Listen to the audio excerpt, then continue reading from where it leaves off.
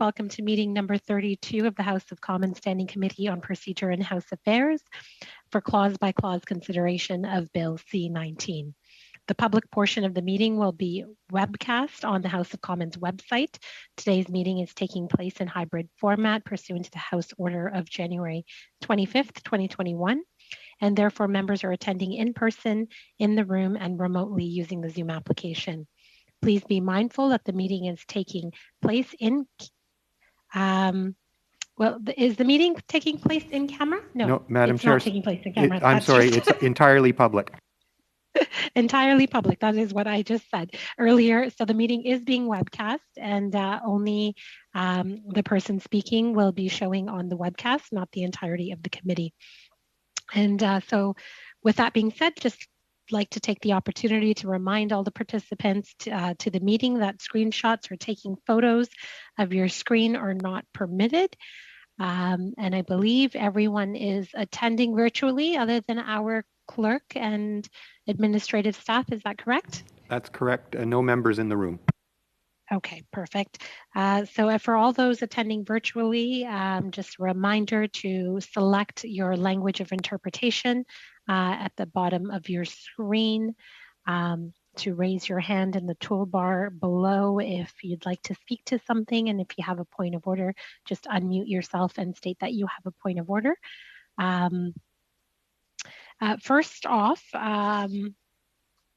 before we begin, I just have a minor administrative matter to take care of. Everybody was circulated a request for project budget. So this is for C-19. Did everyone see the budget for C-19? I was just hoping that we could quickly approve the budget before we proceed. Is everyone okay with the budget that's been sent around? Supported. Okay, perfect. Definitely, there's been a whole lot of cost savings with doing things virtually. The budgets do look a lot slimmer than they once were. So that's good. There's some benefit to COVID. Okay. The other thing, if you could just be a little patient with me today, having my butt kicked a little bit because of my second dose that I took yesterday. And I was feeling great throughout the day yesterday, but all of a sudden since last night, I have not been so well. But I have taken some Advil, and so hopefully we can get through this meeting today. And we are meeting until 2 p.m. So we have been we've been cleared for an extra hour today. Thank you to all of the WIP staff that made that possible, because I do feel we will need the full 3 hours to get through this. We have approximately 40 amendments, and 40 amendments in about a 2-hour span would have been very difficult. So if everyone can start with, oh yes, I should probably mention just off at the beginning that we do have representatives from Elections Canada here today. So any of those technical questions about the bill, they can answer those questions. And we also have PCO here, and we have our legislative clerk, Mr. Mela, here as well. And he's been a godsend and really great at making sure that from a legal perspective, we're doing everything appropriately with the amendments in this bill. So we'll start just going through the package amendment by amendment that has been given. I think there'll be a couple of amendments that might be moved from the floor that I have been informed about, but there might be others that I don't know of. So please stop me along the way if you feel it is that you want to move something off the floor. But we are going to start with NDP 1. NDP 1 is, who would like to move NDP 1? Should we formally move each of these, or they've been deemed moved since they've been submitted ahead of time, Mr. Clerk? Well, Madam Chair, if I may. Mm-hmm. The legislative clerk here. Yes, they need to be moved because they're not deemed moved. Okay. Okay, so who would like to move NDP 1? I'm happy to move NDP 1, and I note, Madam Chair, as per the note that was circulated to the committee last night, that it's a new numbering.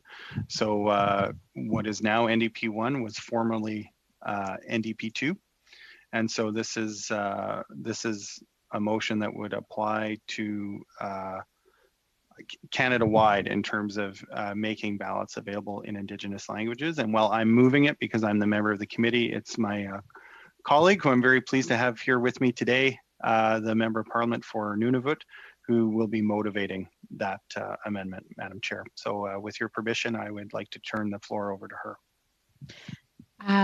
Okay, and maybe we can deal with NDP 1 and NDP 2 together, since they are similar and in the same vein. I will, yeah. Sorry, Madam Chair, I would propose that we deal with them separately because NDP, if NDP 1 passes, it essentially encompasses the subject matter of NDP 2. Yep. NDP 2 is meant as a more limited proposal that might satisfy the committee in the event that they don't sign on to NDP 1, which of course would be our preference for the reasons that my colleague is about to make clear to the committee. Okay, go ahead, Ms. Kakak. Matna, thank you all, and thank you for the opportunity. I really appreciate it and the time and space here. So we have a lot of great things happening, and of course we know in this amendment we're looking at Indigenous languages and ensuring that we see that on the ballot. So Bill C-17, it's about protecting democracy. It's about ensuring that Indigenous peoples can be included in the voting process. I look and think of my riding in particular, where about 84 or 85% of the constituency is Inuk, and where the majority of those people, about 60%, their mother tongue is Inuktitut. That's not including whether or not they actually speak the language. That is just encompassing their first language. So Nunavut in particular can be viewed as a very Indigenous language already based riding, if you will. So what we're talking about is expanding that and making that more entrenched in our actual policies and the things that we do to ensure that we can see Indigenous peoples included in this democracy. And keeping in mind that, you know, I'm have spoken a bit to my riding specifically, but there are ridings all across the country that are in the same situation. And if we're talking about reconciliation and the need for promoting that, the need for promoting Indigenous language, this is an amazing opportunity, of course, to be able to do that as well. And it should, quite frankly, already have been something that's in place. So I'm really glad that we're here at least starting the conversation and really have an opportunity to actually do some really cool stuff and create some change. We know that the Commissioner of Nunavut has stated that Indigenous people's voter turnout reduces when their language is not available on the ballot.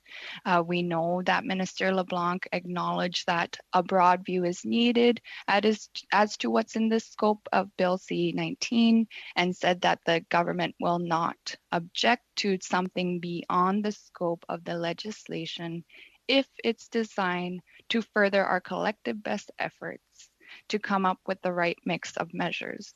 And again, going back to, this is something that should already be available. We should already be encouraging, if it's something that the federal institution is really invested in reconciliation, here's an action item that we can do to show that to the rest of Canada.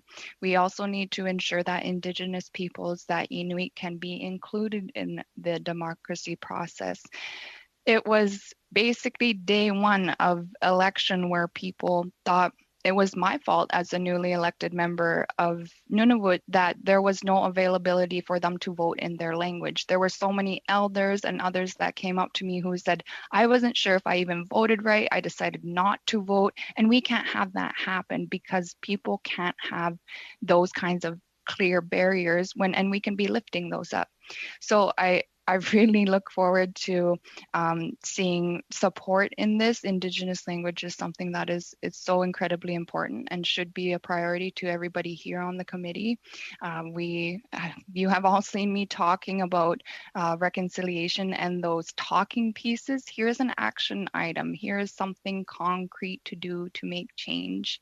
And it's so important that we ensure Inuit and Indigenous people are included a part of the democracy, but let's take it a step further and show them that Canadians also want to learn about Indigenous people, want to learn about Indigenous languages, want to promote those kinds of things, and want to see pride in that, want to see this is Canadian history. This is Canadian people, where Indigenous peoples are the first of this country, are the first people. These are the original languages of Canada. Why aren't they on the ballot?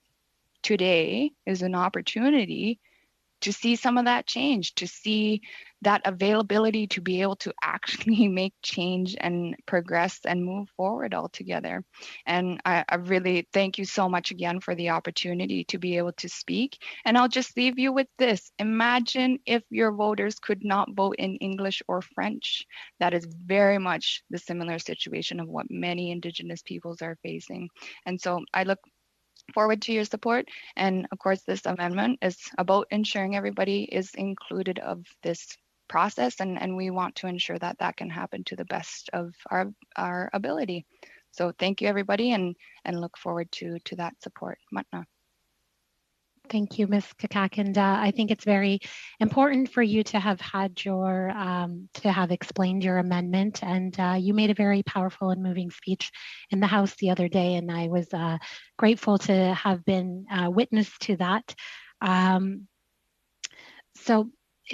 On a more procedural issue, and this committee has dealt with these issues in the past as well, the fact that Indigenous languages are now can be spoken in the House and translation can be provided. I know it's perhaps there are still some delays in making the requests and making sure, you know, whether we can have those interpreted on the spot. I think we can still do better with that. But that's an important step that this committee had taken in the past and made that possible. And I do believe that ballots should be available in many Indigenous languages. As for C19, however, it is a temporary measure in order to make elections safer during the pandemic.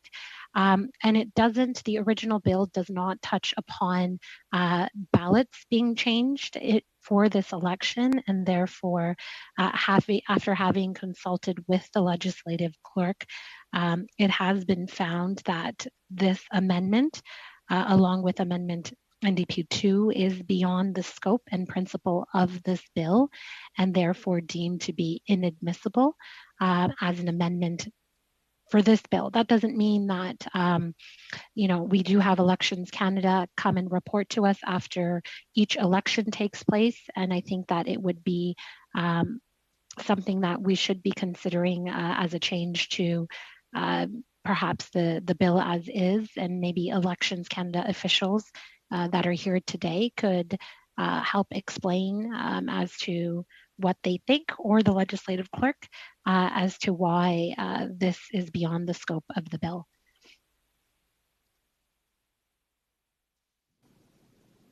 Madam Chair, the legislative clerk here, did you want me or the officials first? Sure.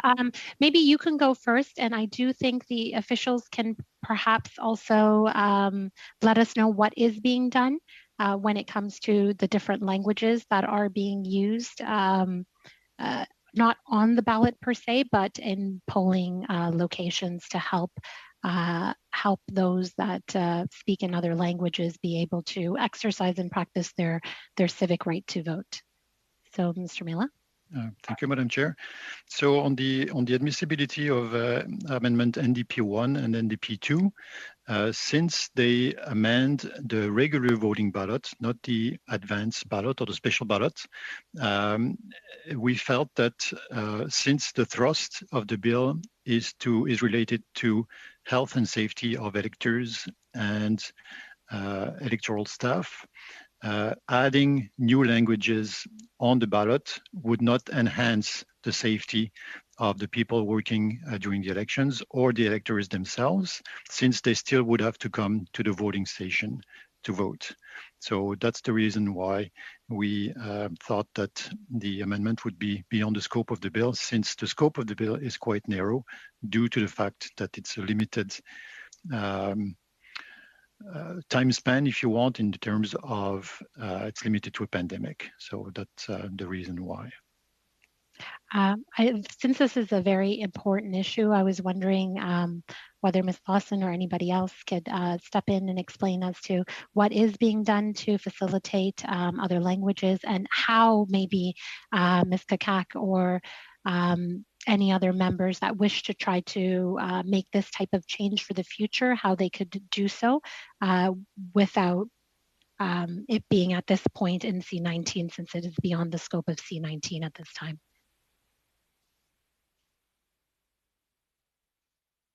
If I may interject, Chair. So, yes, Ms. Kakak.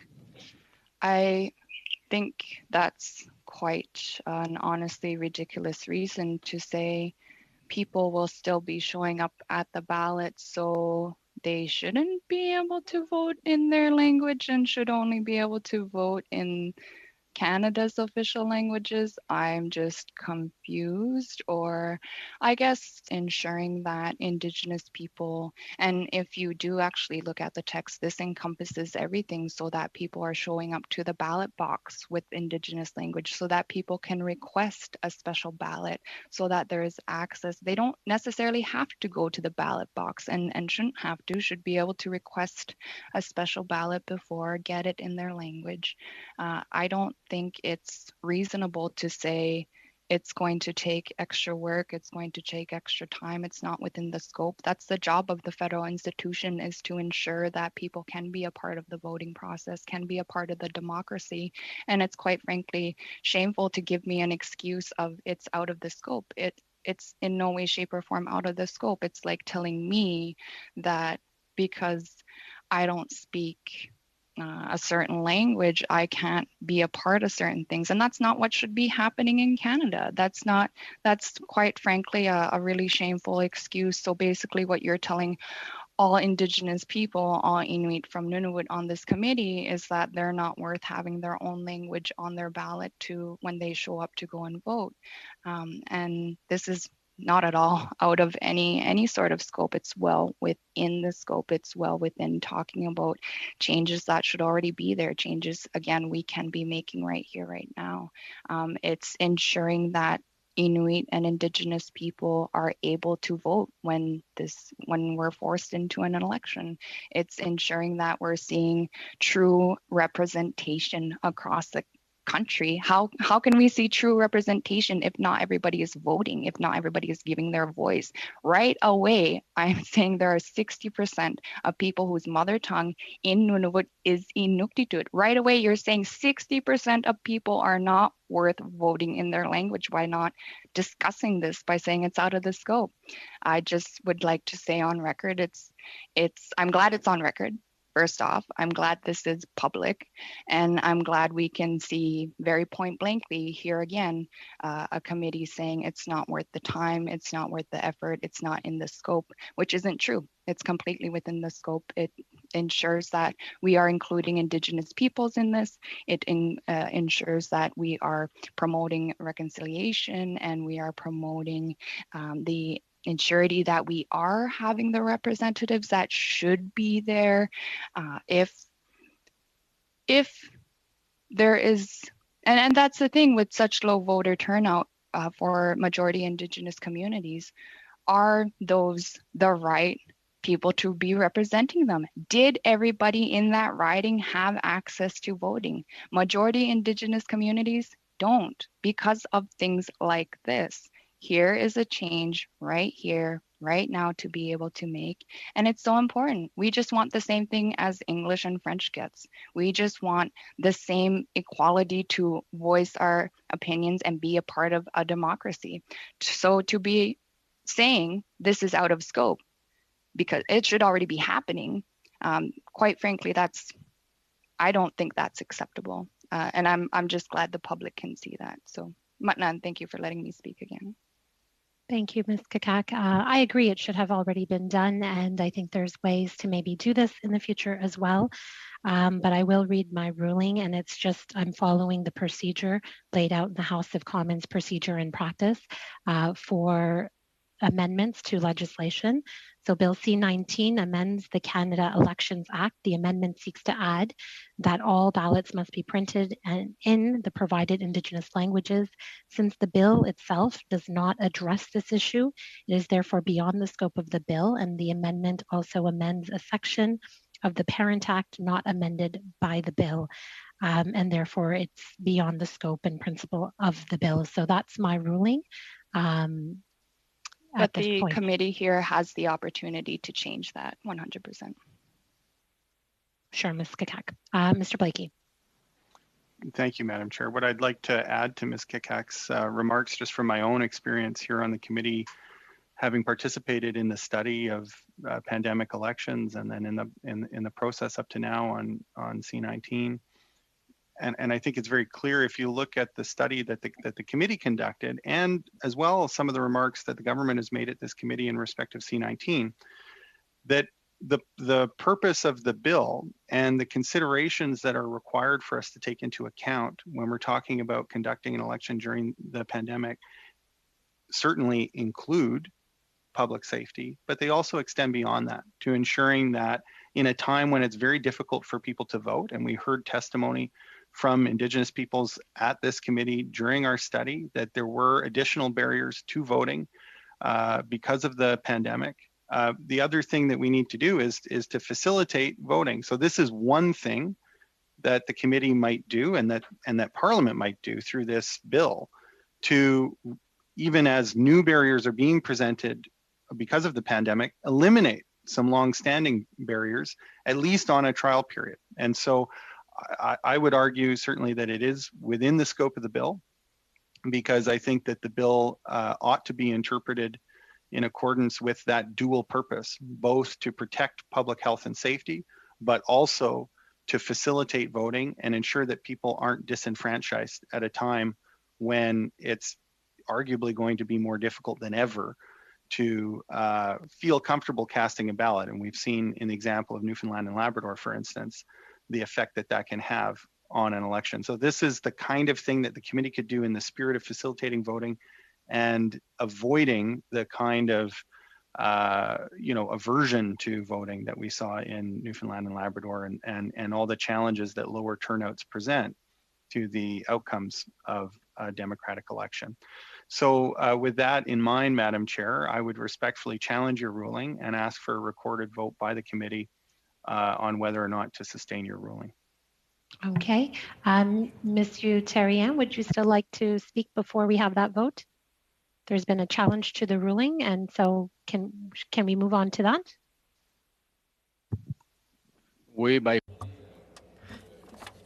Yes. Listen, I'm somewhat ambivalent regarding the whole discussion. We're talking about an election during a pandemic and ensuring the safety and health of everyone. And that, in my view, is the most important thing. And Ms. Chair, Madam Chair, you articulated that very clearly. Now, as a Quebecer, on the other hand, as someone who has been fighting for the respect of French and our language, as you saw yesterday, we were pleased to see that the House recognized that we are a Francophone nation. And this is a battle that we have been fighting for hundreds of years. Are you going to say it's a dilatory motion? Excuse me, Monsieur Terrien, I didn't want to interrupt, but my understanding is if there has been a challenge to the chair's ruling, that's non-debatable and a vote must occur immediately. Is that not correct? That is correct, and I guess it is my fault. Monsieur Terrien had his hand up for a while that I didn't move directly to the vote, but you're correct. It is dilatory, and there should be a vote and no debate on the challenge. Madam Chair, I can proceed with a recorded vote. The question is, shall the chair's ruling be sustained? If members want to support the chair's ruling, they vote yes. If members want to overturn the chair's ruling, they vote no. Dr. Duncan. Yes. Madame Petitpas-Taylor. Yes. Mr. Turnbull. Yes. Mr. Lauzon. Oui. Mr. Long. Yes. Ms. Vecchio. Sorry, Ms. Vecchio, you're on mute. So sorry. Yes. Mr. Nader. Yes. Mr. Kent. Yes. Mr. Lakiski. Yes. Monsieur Terrien. Vous êtes en sourdine, Monsieur Terrien? No. Mr. Blakey. No. Madam Chair, Chair's ruling is sustained. Okay, thank you, Mr. Clerk. I guess all I'll say is that I do think this committee can find a way to address this issue separate from this piece of legislation in the future. And if I'm still on this committee at a later time, I'll definitely do my best to make that change. So NDP 2 is also inadmissible for the same reasons. Madam Chair, I guess just a point of clarification. It wasn't clear to me if the ruling that we just voted on included NDP 2 or not. So I'm just looking for a little bit of guidance on that, because I think, they are different amendments. We would like to have both amendments represented on the record. My understanding is that, so I don't know if you can have ruled on something that wasn't moved or where we're exactly at in that process. The outcome that I really want to avoid would be moving on and then not having NDP 2 appear on the record. So if we could get some clarity as to whether we just voted on the admissibility of NDP 1 or if we voted on the admissibility of both, and whether that would have been in order and how we proceed from here to ensure. I think my colleague would like the opportunity to speak a little bit to the virtues of NDP 2 because it is a different proposal, and certainly ensure that it appears on the public record. It's my understanding that we only voted on NDP 1 since you wanted them separated out. Is that correct, Mr. Clerk? Madam Chair, yes, it is. But NDP 2 should be moved before anything happened. And to add to Mr. Blakey's question on the public record, even though it would appear in the minutes, even if it was ruled inadmissible, it would appear in the minutes regardless. Okay, and Mr. Clerk, going forward, if I have already determined that a particular amendment will be inadmissible, is that something I can inform the mover before they even move, or I should only inform them after they move the amendment in case they withdraw or don't move it? No, Madam Chair, they have to be moved to be able to rule them one way or another. Okay, all right. So go ahead, Mr. Blakey or Ms. Kakak. Well, if I may, Madam Chair, I would NDP 2? I would move it because I have to be the mover, but with your permission, would like my colleague to be able to motivate it. Perfect. Thank you. Matna, thank you once again, and thank you all for sharing so honestly through that vote that you're not interested in providing Indigenous languages on the ballot, even though we have the opportunity to do that. Thank you for sharing that we should be doing something and we can be, but we're not. Thank you for showing Canadians quite bluntly through your vote that you're not actually interested in action, but just talking about it like I have been seeing, and that's what makes this job so difficult and heartbreaking, to sit here and ask and have a position of influence to say, we can make change, we can show Indigenous people that they matter, we can show Indigenous people that We want their languages to be recognized and to be supported. And instead of just talking about it, to actually do something about it. So I'm sorry it worked out that way, but thank you so much, each and every one of you, for very blatantly showing that to the rest of Canada. And then totally wanting to skip over Nunavut, which has very specific needs, like I mentioned, and can at least be, you know, even the chair wants to say that if they're still here, would be interested in working on something like this. Well, here's an opportunity to at least start with even Nunavut, to at least start somewhere, to at least start a conversation and do something. And it's an opportunity. Like, I'm trying so hard not to be shaky right now because, again, here right now, Indigenous people are being denied another right. Right here, right now, Indigenous people are being told that they're not worth being part of the democracy. Right here, right now, Indigenous people are being told their languages are not worth it and Canada is not proud of it. Right now, Indigenous people have an opportunity and they are being denied, being told they are not worth it, and being given another excuse.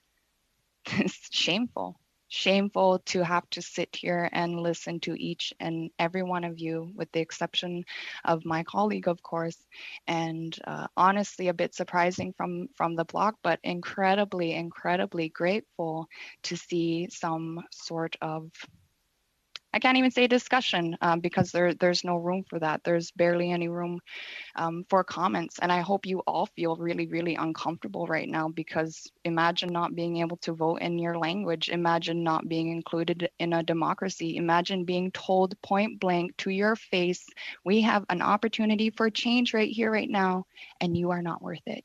That this is not worth it. That here's another excuse to not have it within the scope, within our work abilities. That's not true.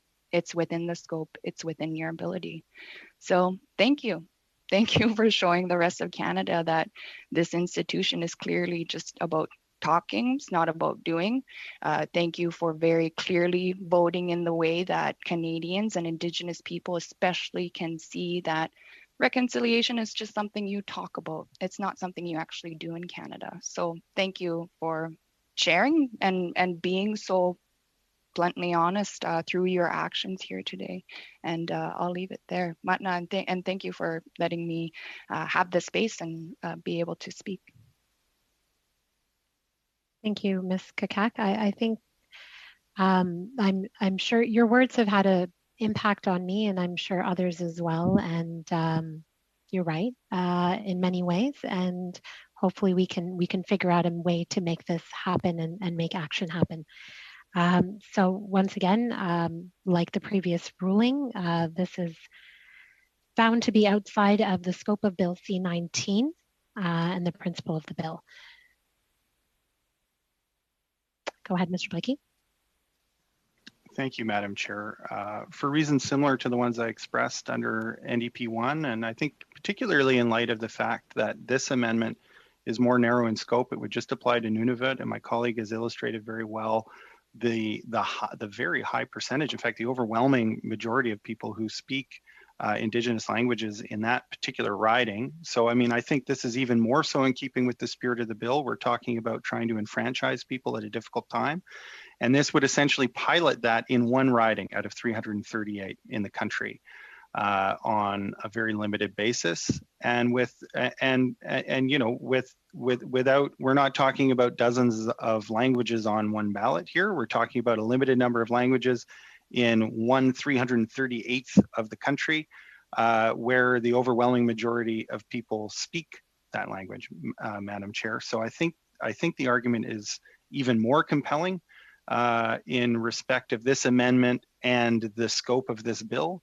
And for those reasons, I would once again challenge your ruling and ask for a recorded vote as to whether or not the committee will sustain or overturn your ruling.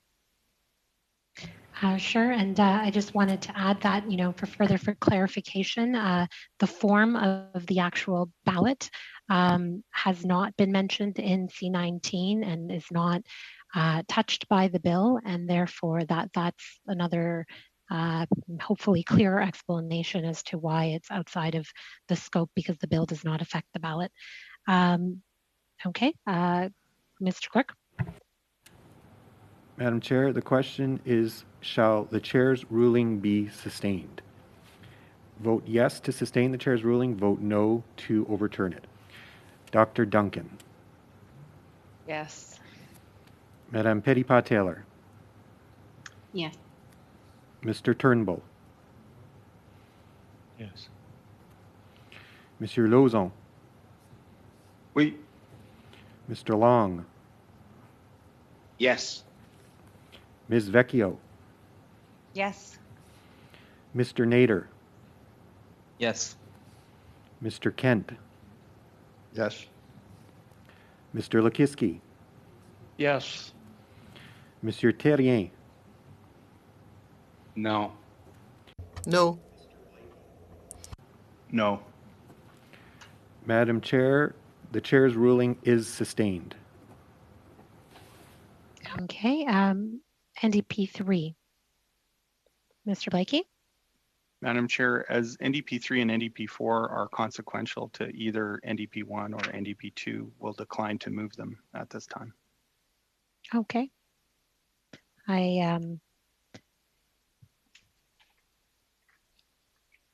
Okay. Just a moment.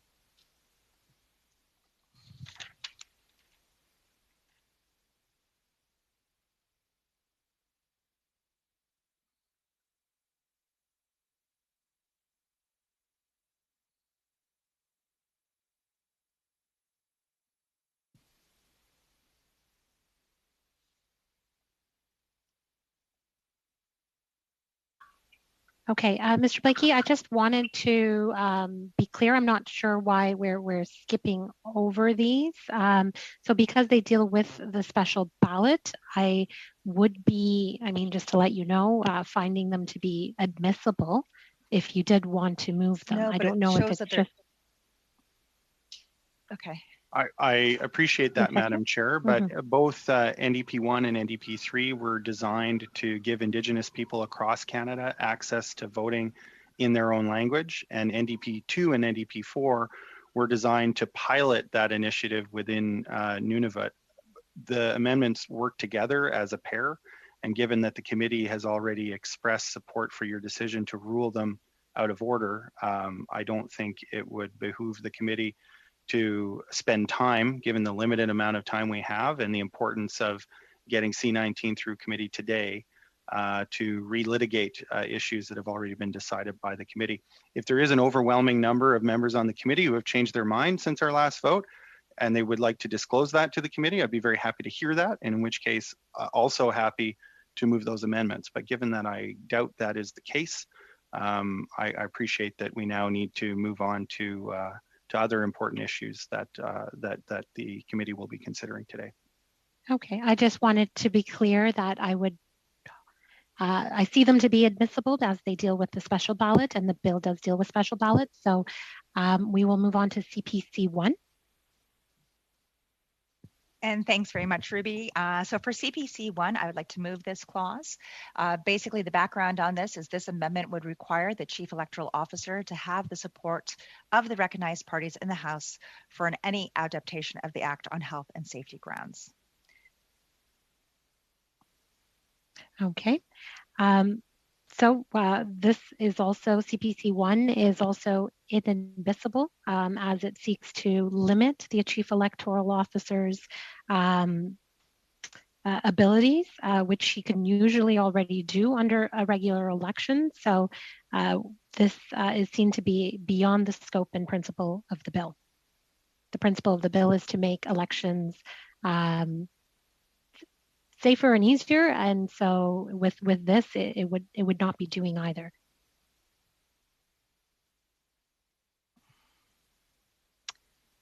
Okay.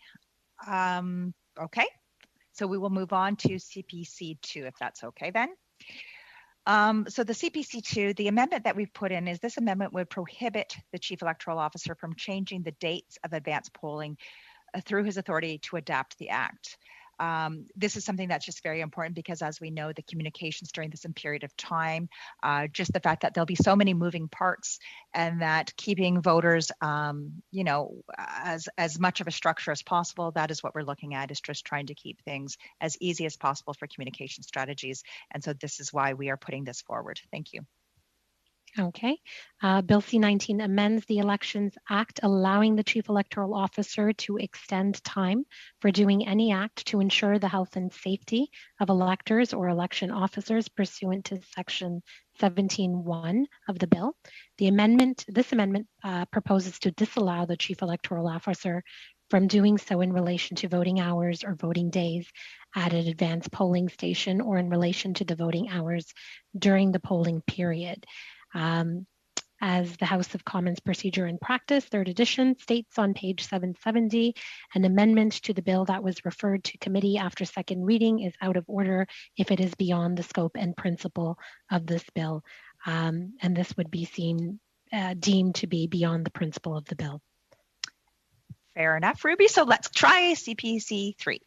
So this one that we're looking at is, this amendment would prohibit the Chief Electoral Officer from barring candidates or scrutineers from being present at polling stations through his authority to adapt the act. We have seen, and perhaps this may fall in the same thing, because the biggest concern that we had, well, I shouldn't say the biggest concern, but one concern that we had was the fact that there are going to be so many moving parts once again, and that scrutineers are a very, very important part of the process, as well as candidates being able to go and just check in. Those are really, really important things. So because there was absolutely missing, there's nothing in this bill talking about scrutineers. That is a huge part of the election process and the democracy of Canada. So that is something that we want to ensure. We've talked about the spacing. We've heard from the Chief Electoral Officer that it's going to be very, very difficult to be able to find locations and facilities, and that they'll need bigger rooms to be able to facilitate this. And one thing that I want to ensure is that the democracy of our country is not denied because of spacing. Okay, and I hate to do this to you, Ms. Vecchio, Sure. but after this, I think we're good for a while.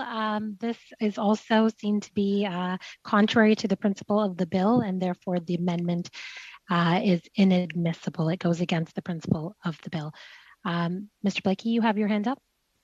Was this on CPC 3, Madam Yes. Chair, that your CPC, ruling is inadmissible? CPC 3, yes. Oh, okay. I have to express some surprise at that, in that the purpose of the bill, and we've heard very clearly from the minister on a number of occasions, that the purpose of the bill is to comprehend what we have to do as a country in order to ensure not only a safe election, but a fair election, and an election where Canadians are able to vote. And I mean, having scrutineers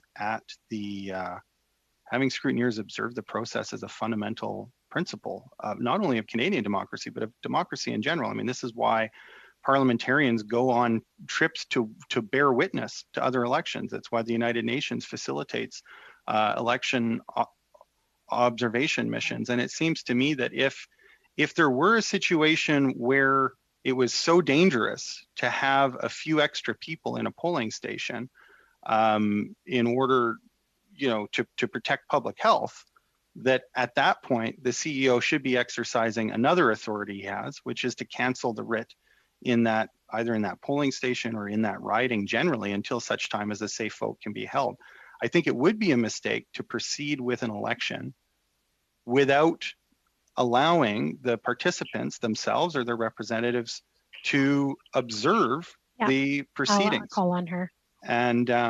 And for that reason, Madam Chair, again, I have to respectfully dispute your ruling as to the admissibility of this. I think it's well within the scope of the bill.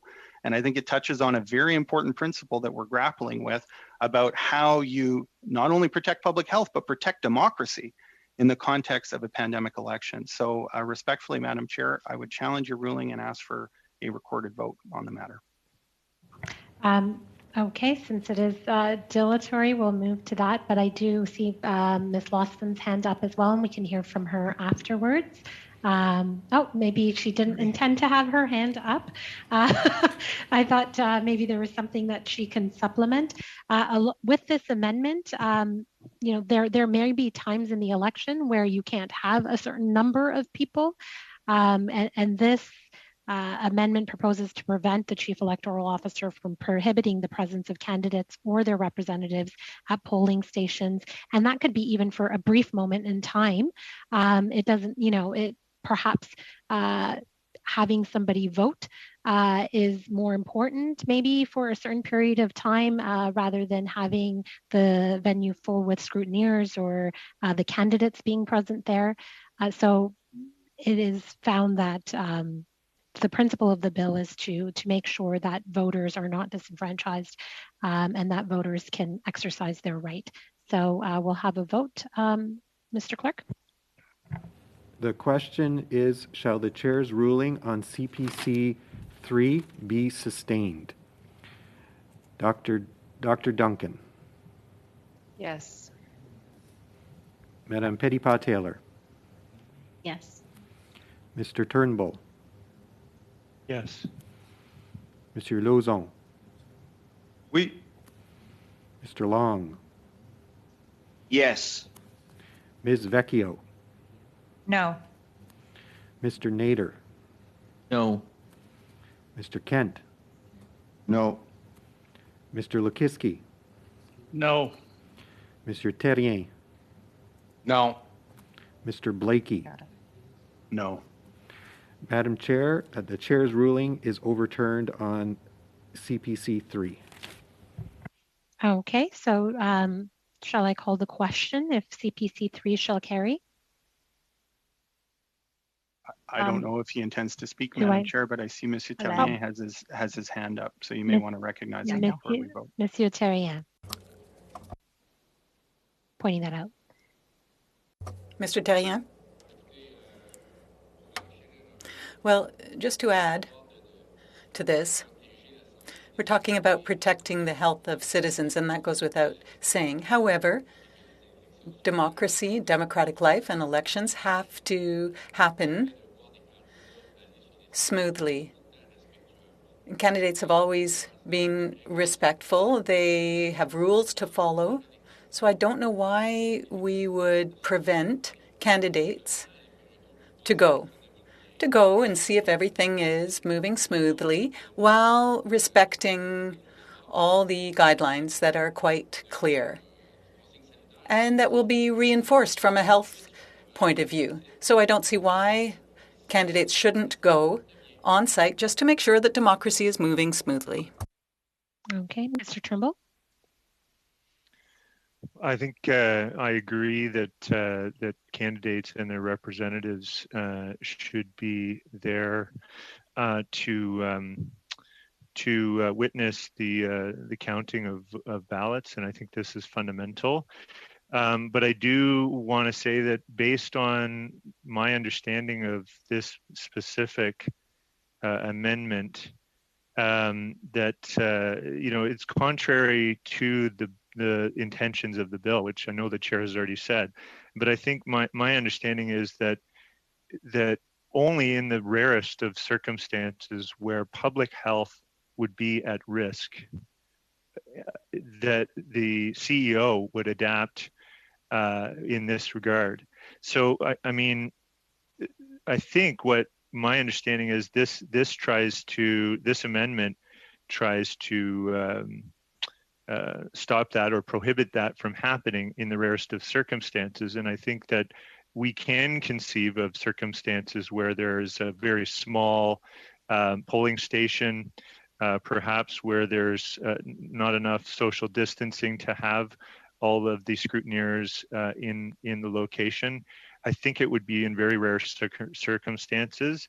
And the CEO also has the power not to host an election in those sites, or to not, essentially to call off the election in those locations if needed. So I think the limiting the power that they have to adapt is part of the challenge I see here.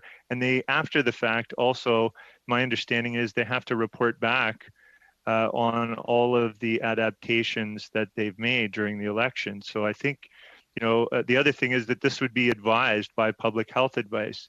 So I really see, I want to acknowledge the concerns on this one, but I really, from my perspective, think that it's quite reasonable to trust the decision-making of the CEO that's being informed by public health advice on this, and it would only be used in the rarest of circumstances when it's absolutely necessary for public health protection, which I think is the intention of the entire bill.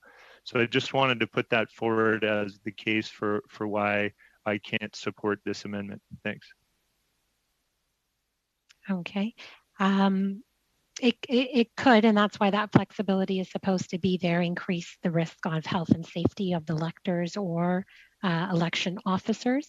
In cases where it wouldn't, I'm assuming that obviously it would be allowed, but that's why the bill provides this flexibility. Ms. Vecchio? Yeah, thank you very much. And although I recognize what Mr. Turnbull's saying, but the bottom line is there shouldn't be an election if scrutineers aren't able to go there. If a scrutineer can't go there, then do we really want a senior going to the poll? Do we really want somebody who is vulnerable to any of these things? The bottom line is we should not be going to an election if it is a health risk for Canadians. And I think there's the health risk, but we cannot forget about democracy because of the health risk as well. And I think that we have seen too many questions. I have been a scrutineer many, many times throughout my life.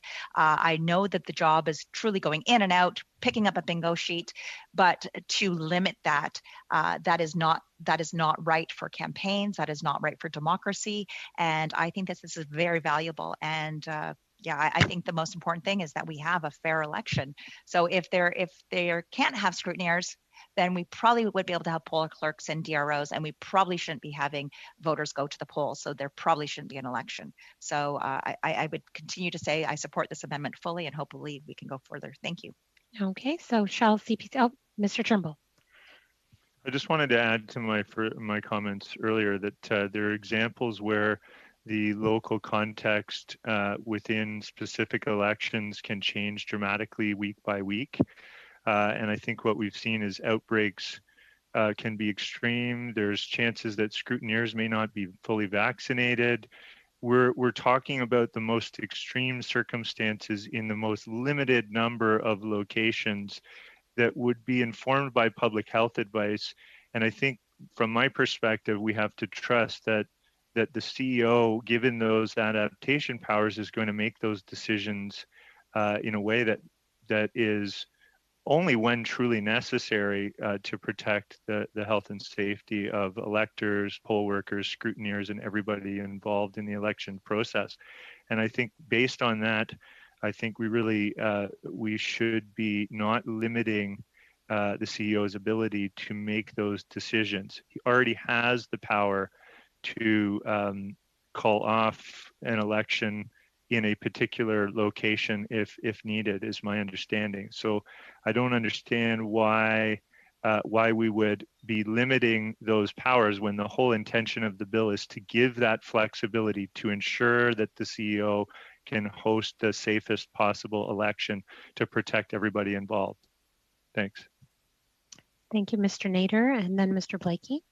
Yeah, thank you, Madam Chair. And I really don't want to belabor this point, but just listening with Mr. Turnbull, he's talking about the most extreme situations, and it goes back to in those cases where we're talking about the most extreme situations, and the polls should be canceled. That shouldn't happen. We know the average age of an Elections Canada worker is a little older, and so if we're willing to put the DROs and the poll clerks into harm's way and into a risk, it really questions where we're going altogether. But from a very fundamental standpoint, from an open, transparent electoral process, we need to be able to have scrutineers at polling locations, either the candidate themselves or the scrutineer, to ensure that our electoral system continues to be the most accountable in the world, and the gold standard that we need to set for ourselves. So if we're getting the point that we're saying that it's not safe to have scrutineers, but yet at the same time that the poll itself continues to operate in that fashion. I think it's slightly strikes me as slightly strange. So I think this amendment, again, I'm just going to leave it there, but I think this amendment just makes it very clear that we feel that there should be open, transparent, clear elections where scrutineers have the opportunity to oversee the process. Thank you, Madam Chair. Mr. Blakey. Thank you, Madam Chair. I just wanted to say as well, like, I do recognize that circumstances change. There may well be difficult circumstances that make it hard to administer a vote. But I don't think conceptually, in the context of free and fair democratic elections, you can separate witness and the candidate's right to observe the voting process from the vote. So either you can have a vote, which includes the idea of participants being able to monitor the conduct of the vote, or you can't. And while we are discussing a bill that would give expanded powers to the CEO to be able to make decisions to adapt to the pandemic, the question for legislators is, what will be the scope of those expanded powers? I think it's perfectly reasonable for us as a legislature to say the CEO does have a broadened range of powers, including an existing power to cancel a vote altogether, but an authority that he does not have is to separate out the idea of the vote as an idea of marking the ballot from the idea of a free and fair process where there's the ability for participants to observe the conduct of the election. Those things have to go together if we're to have free and fair elections. That's something that we recognize in other jurisdictions when we send observers for elections, is to see that the process is conducted properly. And we don't want our CEO inadvertently, because I'm sure he wouldn't do it on purpose, to create a circumstance where those two things are separated out and we have the ability of certain political actors to call into question the legitimacy of an outcome because they were denied a right to observe the process. That would be very damaging for democracy. And as I've been maintaining consistently through the process, our goal is not just to protect public health. It is very much that, but equally important is also to protect democracy. The challenge, the reason this is hard, is we have to do both. Of course, the safest thing is to not have an election at all. If we really want to protect public health, we wouldn't have an election. So the whole thing is that somebody may well call an election anyway, and then we have to figure out how to protect our democracy and our public health at the same time. If public health was really the priority, we wouldn't be talking about having an election until the pandemic's over, and we're clearly talking about it. So let's make sure that the process continues to be fair. Okay, Mr. Turnbull. I just, again, don't want to belabor this, and I do understand and do, of course, value the importance of witnessing the vote. I just think what we're talking about is the most extreme circumstances where essentially what you're proposing in terms of this amendment would essentially be forcing scrutineers into a small room where their health may be at risk. And I think that is contrary to the intentions of the bill. And I think that's the challenge that I have, is that we're sort of forcing that decision making. So it becomes a question of, really the CEO is not going to have the power to sort of adapt in that regard. So, I think if that puts people's health at risk, that's what I have a problem with. So, and that's what I'm putting first and foremost, which I think our government has done all along the way, which is put the health and safety of Canadians first. So that's my issue with this. Okay, shall CPC 3 carry? Would you like a recorded vote or have it carried on? Recorded division, a recorded vote, please. Okay. Madam Chair, the question is on Amendment CPC 3. Dr. Duncan. No.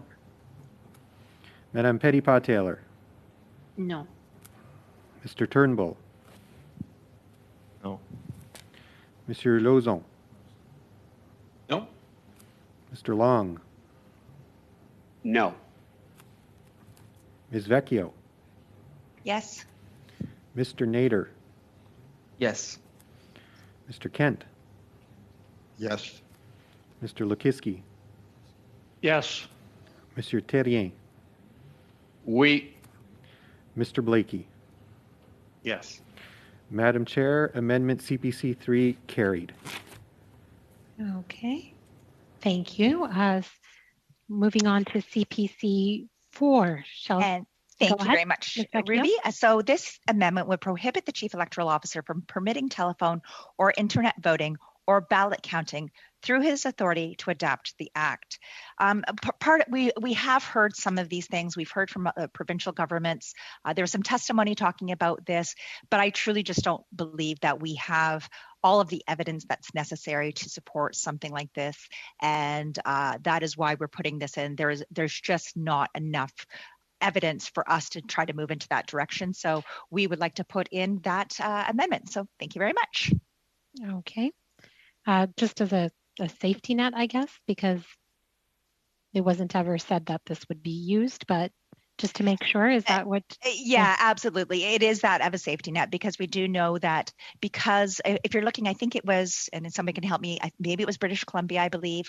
I think this is something that they put in because of recognizing. I think that we need to have, because, well, we recognize how large Canada is, we need to have a much greater view of this, and not just, yeah, if we're going to do it, it would have to be piloted over a much longer period of time to make sure that it's effective. Thank you. Yep, Mr. Turnbull. Just a small comment here. I know that in the CEO's testimony that was given at this committee, he publicly committed that this power would not be used to add new phone-in and other technologies into the voting process, so as options. So that was a commitment that was made publicly. So I'm not sure why this amendment is necessary when we've already had that very clear public commitment from the CEO. Thanks. Mr. Blakey?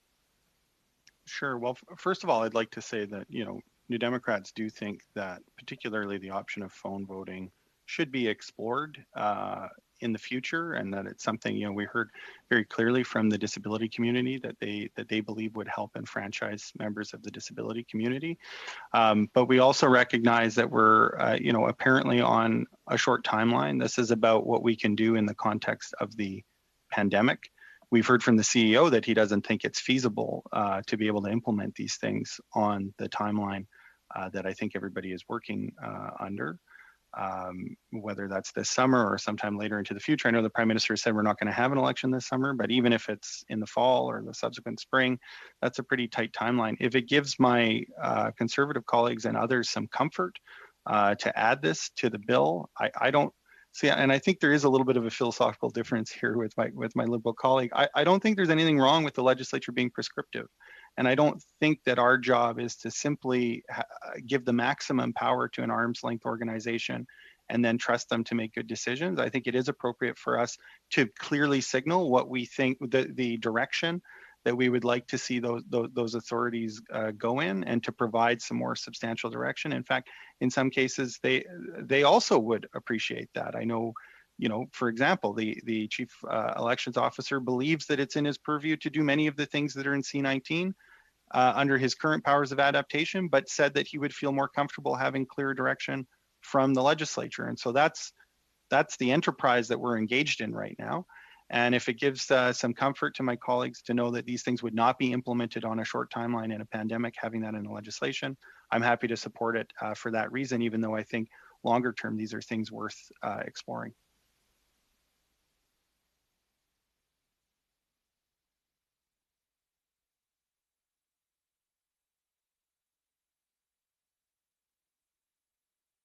Sorry, I'm not, I put myself on mute. Thank you, Mr. Blakey. That was a fair comment. Monsieur Terrien? Oui, alors. Thank you. The Bloc Québécois feels that a change in the behavior of voters when it comes to exercising their right to vote is pretty significant. And we don't think that in the short term we should open the door to this kind of exercise. And it's for that reason that we feel that even if the CEO said, he appears to have said, according to what Mr. Turnbull said, as I was saying, even if he said this, it has to remain as such for now. So we agree. Okay, shall CPC 4 carry? Recorded vote. Madam Chair, the question is on Amendment CPC 4. Dr. Duncan. Sorry, was that? Dr. Duncan, we didn't hear your vote. Sorry, no. Thank you. Madame Petitpas-Taylor. No. Mr. Turnbull. No. Monsieur Lauzon. No. Mr. Long. No. Ms. Vecchio. Yes. Mr. Nader. Yes. Mr. Kent. Yes. Mr. Lukiski. Yes. Monsieur Terrien. Oui. Yes. Yes. Madam Chair, Amendment CPC4 carried. Thank you, Mr. Clerk. Okay, we're moving on to Parti Vert 1. Green Party 1. So we're going to be a whole series of signature amendments, related amendments. Is Ms. May here to pass or to move this motion? May is not here, Madam actually. Chair, Madam Chair, the legislative clerk. Sorry to interrupt. Since it's a Green Party amendment, they are deemed moved. So nobody has to be in the room to move it. Okay. So it is on the floor and to be debated. Okay. Would anyone like to speak to this, or can we move to a vote? We will have to make up for some lost time and maybe speed through some of the ones that we can. So shall Green, oh yes, Mr. Blakey, go ahead. I just want to verify the government's intent to move their own amendment on this subject, because provided that that is the intention, and we'll be considering the government's drafted amendment on this issue, that will inform my vote in that I would vote against this one if the government amendment is going to be moved. So I would just look for some direction on that one. Makes sense, yes. Yeah, and NDP 5 is similar as well. So Mr. Turnbull. Yep, I can confirm that we're planning to move G1, which deals with e-signatures, and that's the intention. Okay. Ms. Vecchio? I was just going to say, I think we should go to a vote, because I do know that there's other matters, and I think the majority of the committee are looking at those other suggestions rather. Okay. Shall Green Party 1 carry? No. Okay. Doesn't carry. NDP 5?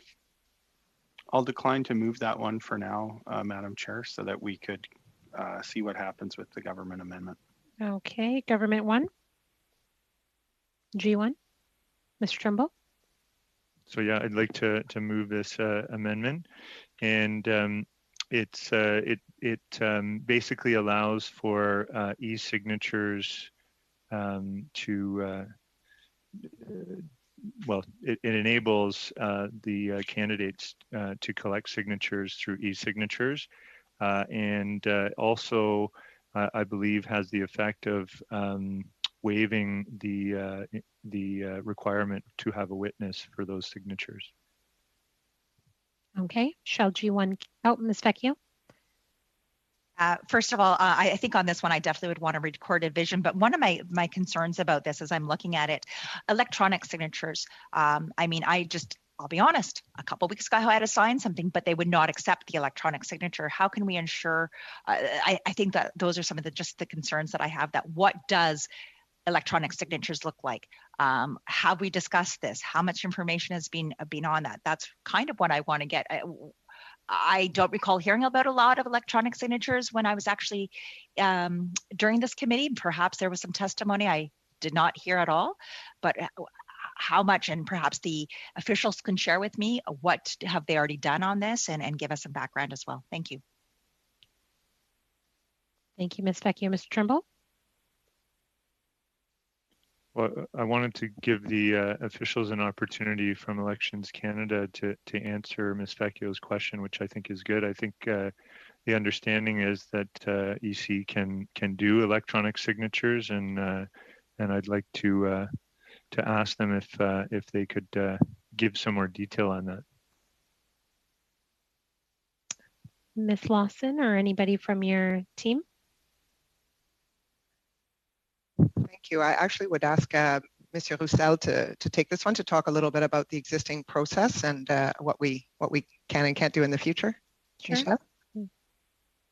Okay, so the existing process, technically electronic signatures would be acceptable from electors, but provided that the witness is also signed. So that would be a process that may be complicated, but if a candidate or a prospective candidate had collected electronic signatures, so signatures on the page of the nomination paper electronically from the elector, from the witness, it could be then uploaded to Elections Canada and then transmitted to the returning officer for verification.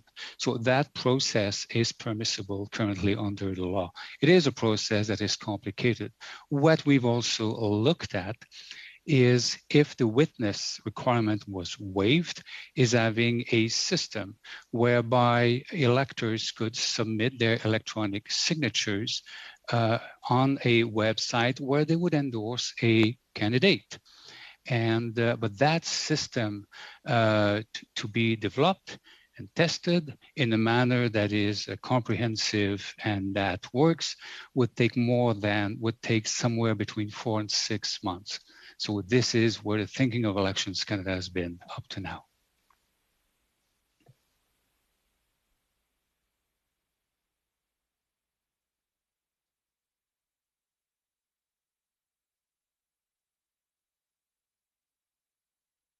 Madam Chair, you're on mute. Hi, I'm so sorry about that. I am definitely off today. Ms. Vecchio, go ahead. And thank you very much. So I think hearing there from Mr. Russo, I really do appreciate it. So you're saying the electronic signatures, they currently have something, but when you're looking at another platform or another opportunity, that's something that we can not do. Now, I want to talk about the witnesses because I recall getting witness lists where we'd have to have the signature. It'd have to be the same witness for each and every. What does the witness look like? What you're saying a witness have to be there? Would the witness also be a signature? Would there be? Would that witness have to be somebody from the campaign, or would it be a third-party individual? Can you just give me some more information on that as well?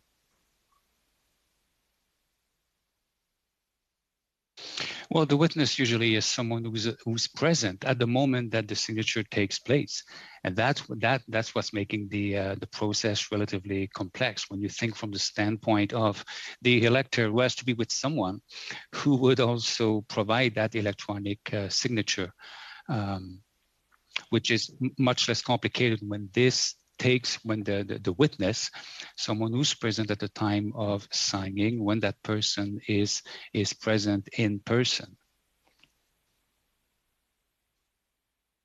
Okay, Mr. Nader.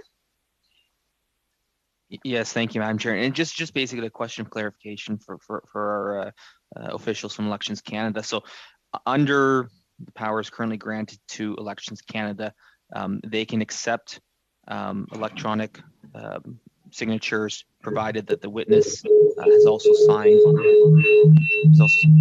Sorry, I don't know if that's mine, if what's going on there, sorry. Maybe it was just me hearing that noise, but apologies if it was. So first of all, under the current system, you can collect electronic signatures provided that the witness has also signed the...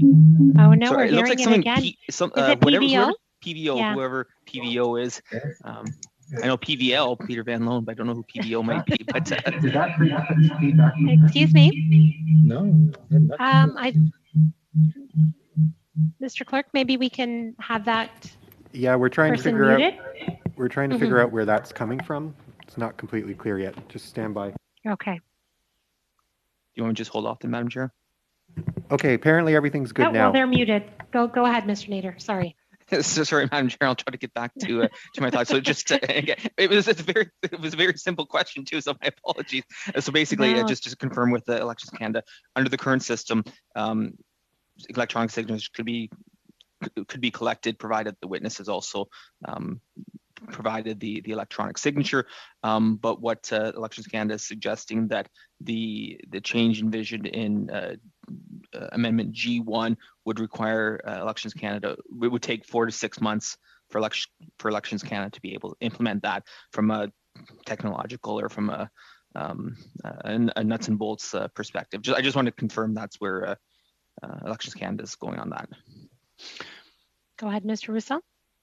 Thank you, Madam Chair. So I would just, for clarification's sake, there's been a court case in Ontario during the last by-elections that says that electronic signatures are admissible. So that is where we are now. What I said is it is admissible, but that is very complex for the candidates, for the electors. Elections Canada has not built yet a system that would decomplexify this. And to decomplexify that process, it would be preferable if the witness requirement was waived, and to build that process, and as I said, for the process to work fine, be tested, that everybody trust what is going on, that would take, we estimate, between 6 and 8 months. Thank you for that, and that clarifies where that comes from. Appreciate that. Thank you. Okay, Mr. Turnbull. I just want to ask for clarification again around, in terms of the actual the use of electronic signatures. So, Mr. Roussel, I just want to understand correctly that the current amendment that's on the table right now, that Elections Canada could fulfill on that. If, like, can you, in terms of the timeline for essentially, we know that Elections Canada has to be ready at any time to host a safe election, and we know that this e-signatures is going to, improve the health and safety, because we're not, as candidates, people aren't going to be running around to get physical signatures. They're going to be able to get. So I just want to be clear that you feel that, from Elections Canada perspective, that you could implement what is in, within a short time frame, implement what's in the current amendment. And if not, I'd appreciate just understanding why not. I think what I heard you say was that there's a plans to make this a lot easier in the future, and that would have to be tested further. But in terms of what's in this particular amendment, I want to know whether you think you can implement that in a fairly short time frame. I think Elections Canada would have to implement it. There's been a court case on this. We would have to receive those e-signature. I am more concerned for the candidates and for the electors. Making this happen on the ground with the real people will be the challenge, I would say. Mr. Lukiski. Thank you, Madam Chair. I think Ryan might have had his hand up before me, but since he's spoken a number of times, perhaps I can get a quick question. I want one quick clarification from Monsieur Roussel. A few moments ago, you said to fully set up a system that would allow Elections Canada to demystify or to be comfortable in accepting electronic signatures. You said that system might take 4 to 6 months to set up, and then just a few moments after that, you said 6 to 8 months. Could you give me some clarification on exactly how long you think it might take to get a system of acceptance of electronic signatures to be in place? I think 6 to 8 months is the prudent answer, Madam Chair. Okay. Thank you, Mr. Turnbull and Ms. Vecchio. I'm sorry, Madam Chair. I just have to clarify. So this amendment gives under B, I guess it would be in the actual written document that I have here in front of me on page 11 of our package, basically gives the adaptation power to waive the requirement for a witness signature. So under that, within the context of a pandemic election, I think what we're saying is that the electronic signatures could be collected without the need for a witness signature. Under that, that's really what we're debating right here, right now. I think what you've described sounds like a program or a plan for the future that simplifies, creates a system that is perhaps, a topic for another day, perhaps. I understand that it's related, and fundamentally it would be great to make this as easy as possible. But I think in terms of the intentions of this amendment, what I'm trying to clarify is the timeline for implementing that. Should it come into force, can Elections Canada already do this? It seems to me, Mr. Roussel, that you said that it can already be done if we remove the witness and waive the need for a witness. It could potentially be done even easier. I'm trying to clarify to make sure that we all understand what this amendment would actually put into force in terms of the changes necessary for a pandemic election.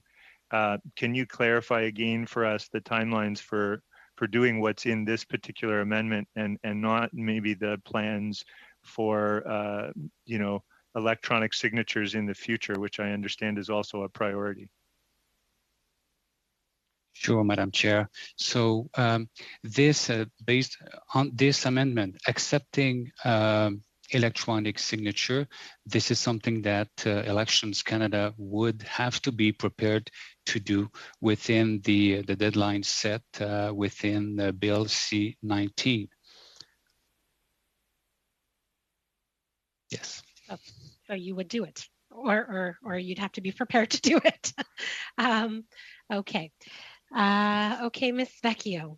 Yeah, thanks very much. And part of the question here is, and I know that it is coming up very soon, but one of the things that we've talked about is actually reducing the number of signatures as well. So if we're looking at best case scenario, and I think I'm just coming down to say, okay, what actually works the best? We're talking about electronic signatures. We're talking about reducing it from 100 to 50. I'm just going to come straight point. To Elections Canada, what works? Because we know that this is going to be a pandemic election, if there is one, that there are going to be so many issues that you will need to deal with, and that there'll be many priorities. Should your priorities be setting up the electronic signatures, or should there be other things? So coming directly to you as the expert in this field, what is the best option for the candidates and for Elections Canada? So thank you for Mr. Roussel. Yeah. Oh, thank you for the question, Madam Chair. The best option, as the Chief Electoral Officer explained, it would be to reduce the number of signatures required. In the short term, the most workable, the most practical, the best for all involved would be to reduce the number of signatures required on the nomination papers. Okay, that's clear. All right, G1, shall G1 carry? Recorded vote, please. Okay. The question is on amendment. Madame la Présidente. Madam Chair. Oui, juste avant. Just before we vote, I didn't necessarily want to interrupt the conversation. I learned a lot in passing, but in the translation of this motion at 6, it says, the Chief Electoral Officer may make instructions, but the French translation is not specific enough. And in French, it should be donner des instructions, not prendre des instructions. So if this is passed, they just have to replace prendre by donner so that it's consistent with the English version. Est-ce que je fais une erreur? And is that a mistake on my part to request that? Perhaps our friends from Elections Canada can tell me. Would that not be a more specific way of putting it? Maybe our legislative clerk can help. Is that something that can be done at this point in that way? Just for me, Madam Chair? Yes. Oh, Mr. yeah. Clerk, for you. Yes, it could be done. I'm not sure what the proper wording should be. Maybe officials from Elections Canada could let us know if indeed this needs to be changed. It could be done either by unanimous consent of the committee or one member moving a sub-amendment to change it, either or. Okay. Can we find out from Elections Canada, any of you, as to what you think the proper translation should be?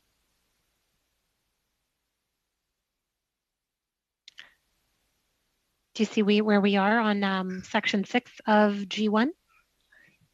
Yeah, Madam Chair, I'm reluctant to speak about the proper translation. The concept is that the CEO would give instructions and have the authority to give them. Je sais pas en français donner des. So I don't know if in French what it should be. Donner does seem like a more appropriate choice, but I'm not a francophone, so I hesitate in deciding that.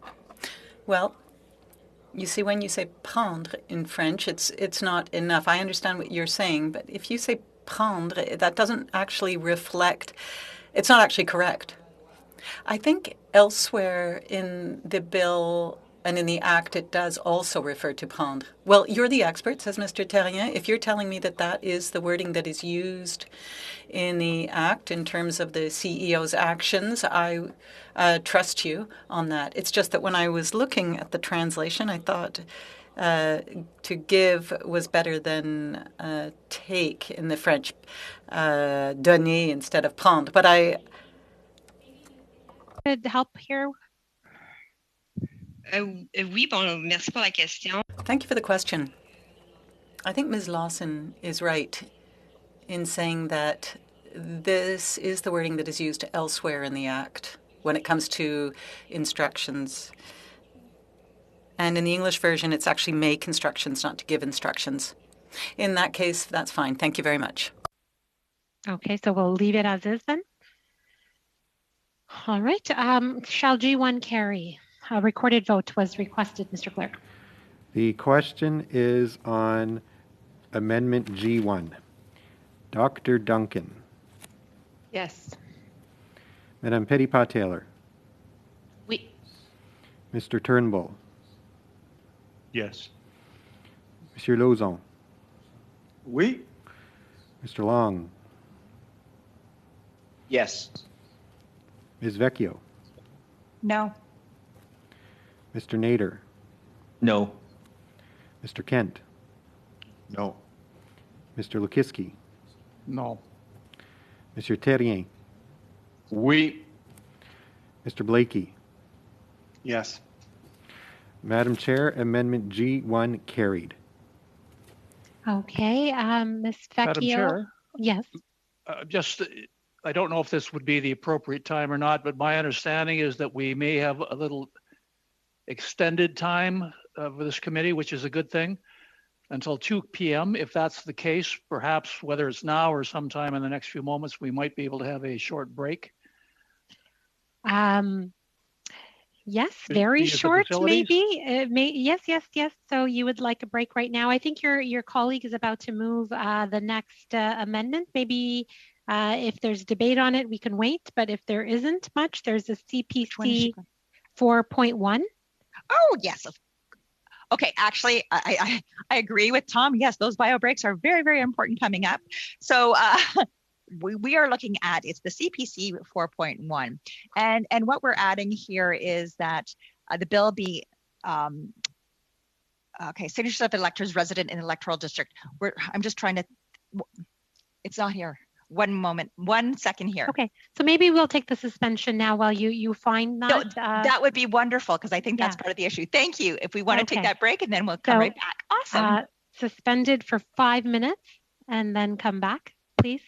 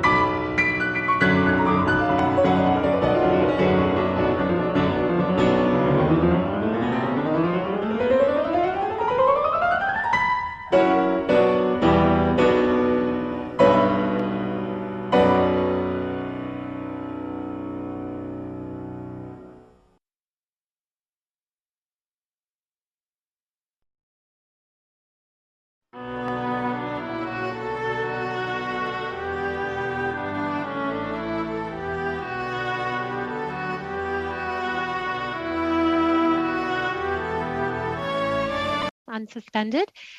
And I just wanted to say we are about a third of the way through our recommendations. We have approximately an hour and a half left. My goal is to try to finish by 2. I think we can do it. And of course, I don't want to stifle debate, but just a request if, we can, if you can assist in that matter for us getting done by 2, that would be greatly appreciated. But of course, I understand with the complicated amendments, you do need to ask your thorough questions and be completely sure before you vote. So Ms. Vecchio, do you have CPC 4.1? I am ready to go on this. So we're putting forward the amendment that was shared by the Chief Electoral Officer and just brought up just moments ago about just reducing the number of signatures necessary. And that would be taking it from 100 and halving it. That is something that we fully agree on. And that is the proposal that we're moving. So in context of what the Chief Electoral Officer has requested through his own amendments. Okay. Shall CPC 4.1 carry? No. Can we have a vote on the? Yes, the recorded vote. Yeah. Recorded vote. Mm-hmm. The question is on amendments CPC 4.1. Dr. Duncan. Sorry, Dr. No. Duncan. Thank you. Madame Petitpas-Taylor. No. Mr. Turnbull. No. Monsieur Lauzon. No. Mr. Long. No. Ms. Vecchio. Yes. Mr. Nader. That's my. Yes. Mr. Kent. Yes. Mr. Lukiski. Yes. Monsieur Terrien. Oui. Yes. Yes. Madam Chair, CPC Amendment 4.1 carried. Perfect. NDP 6. We are on NDP 6. Mr. Blakey. Thank you, Madam Chair. The Democrats have been very clear from the beginning that we think the campus vote program should continue, and that's something we want to see done. We think, again, in the spirit of the legislature being prescriptive, that it's appropriate to have it in the bill. And we've been very, happy to see the government have an open ear in this respect. And there's been some work done to craft the best possible amendment. And as it happens, the work that's been done to that effect is represented in a government amendment that they'll be bringing forward, but represents collaboration to make sure that students have every opportunity to vote in the context of a pandemic election that they normally would. So I'll decline to move this amendment at this time and look forward to the government moving the collaborative amendment when it's appropriate later on. Okay, perfect. Thank you. Mr. Trimble?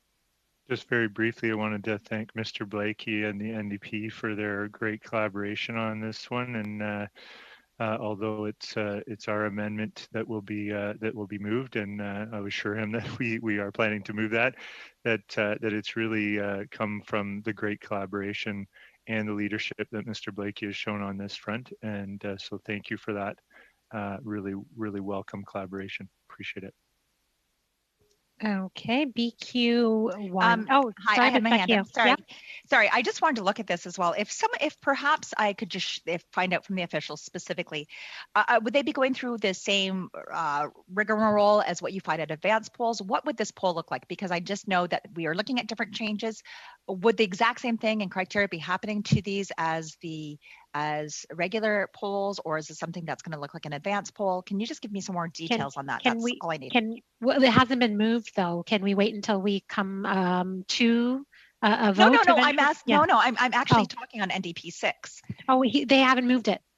We're not moving it. It has not been moved. You're not moving it. Got it. No, not moving it. So okay.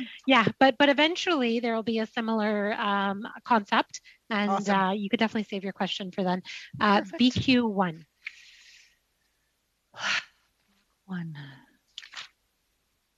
Block one. Madame la Présidente. Madam Chair, we are going to decline moving this amendment. Okay. CPC 5. Sorry, I just want to get to this one.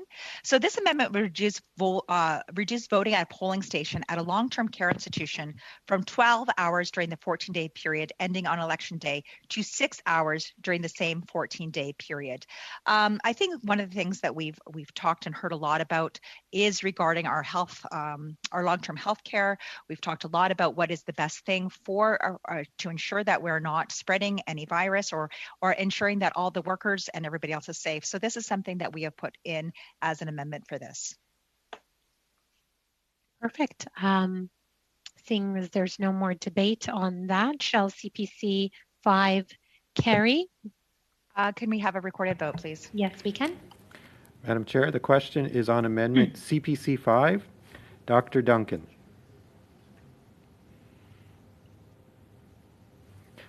Sorry, Dr. Duncan, I didn't catch that again. No. Madame Petitpas-Taylor. No. Mr. Turnbull. No. Monsieur Lauzon. No. Mr. Long. No. Ms. Vecchio. Yes. Mr. Nader. Yes. Mr. Kent. Yes. Mr. Lakiski. Yes. Monsieur Terrien. No. No. Madam Chair, Amendment CPC 5 defeated. Okay. Okay, we are at that moment where I can finally ask, shall clause 1 as amended carry? On division or, yeah. Okay, clause 1 as amended carried. Perfect. Shall clause 2 as amended carry? Madam Chair, the legislative clerk. Yeah. It was not amended. Oh, it wasn't amendment. Sorry. Clause 2, shall clause 2 just carry? That's right. There were no amendments in that clause. What am I saying? We jumped right from clause 1 to 2. No amendments. Shall clause 2 carry? I'm assuming yes. Good. Okay. All right. Clause 3. We're on clause 3 now. And I believe, Monsieur Terrien, you have BQ2 and perhaps one that you'd like to move from the floor today as well, BQ 2.1 maybe?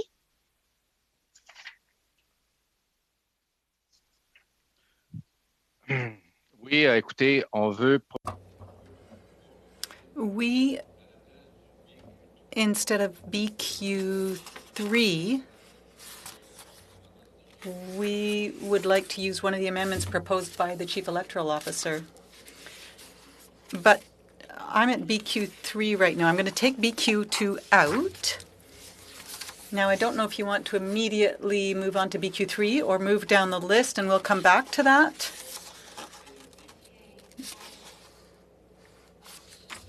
Okay, you're going to move.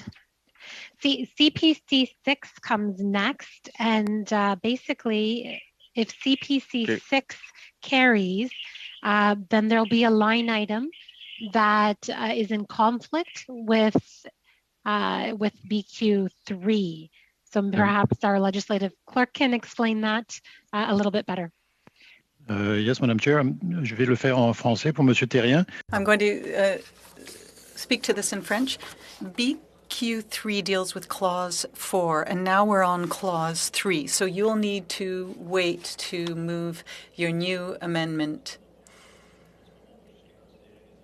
And so, because we need to consider them in order. All right, then we are going to decline moving BQ2 for now, and that's all. Thank you. Désolé. My apologies. Okay, so I'll call on you in clause 4 then. So BQ2 not moved. Sorry, Madam Chair. Yes. Do we need consent to remove this amendment?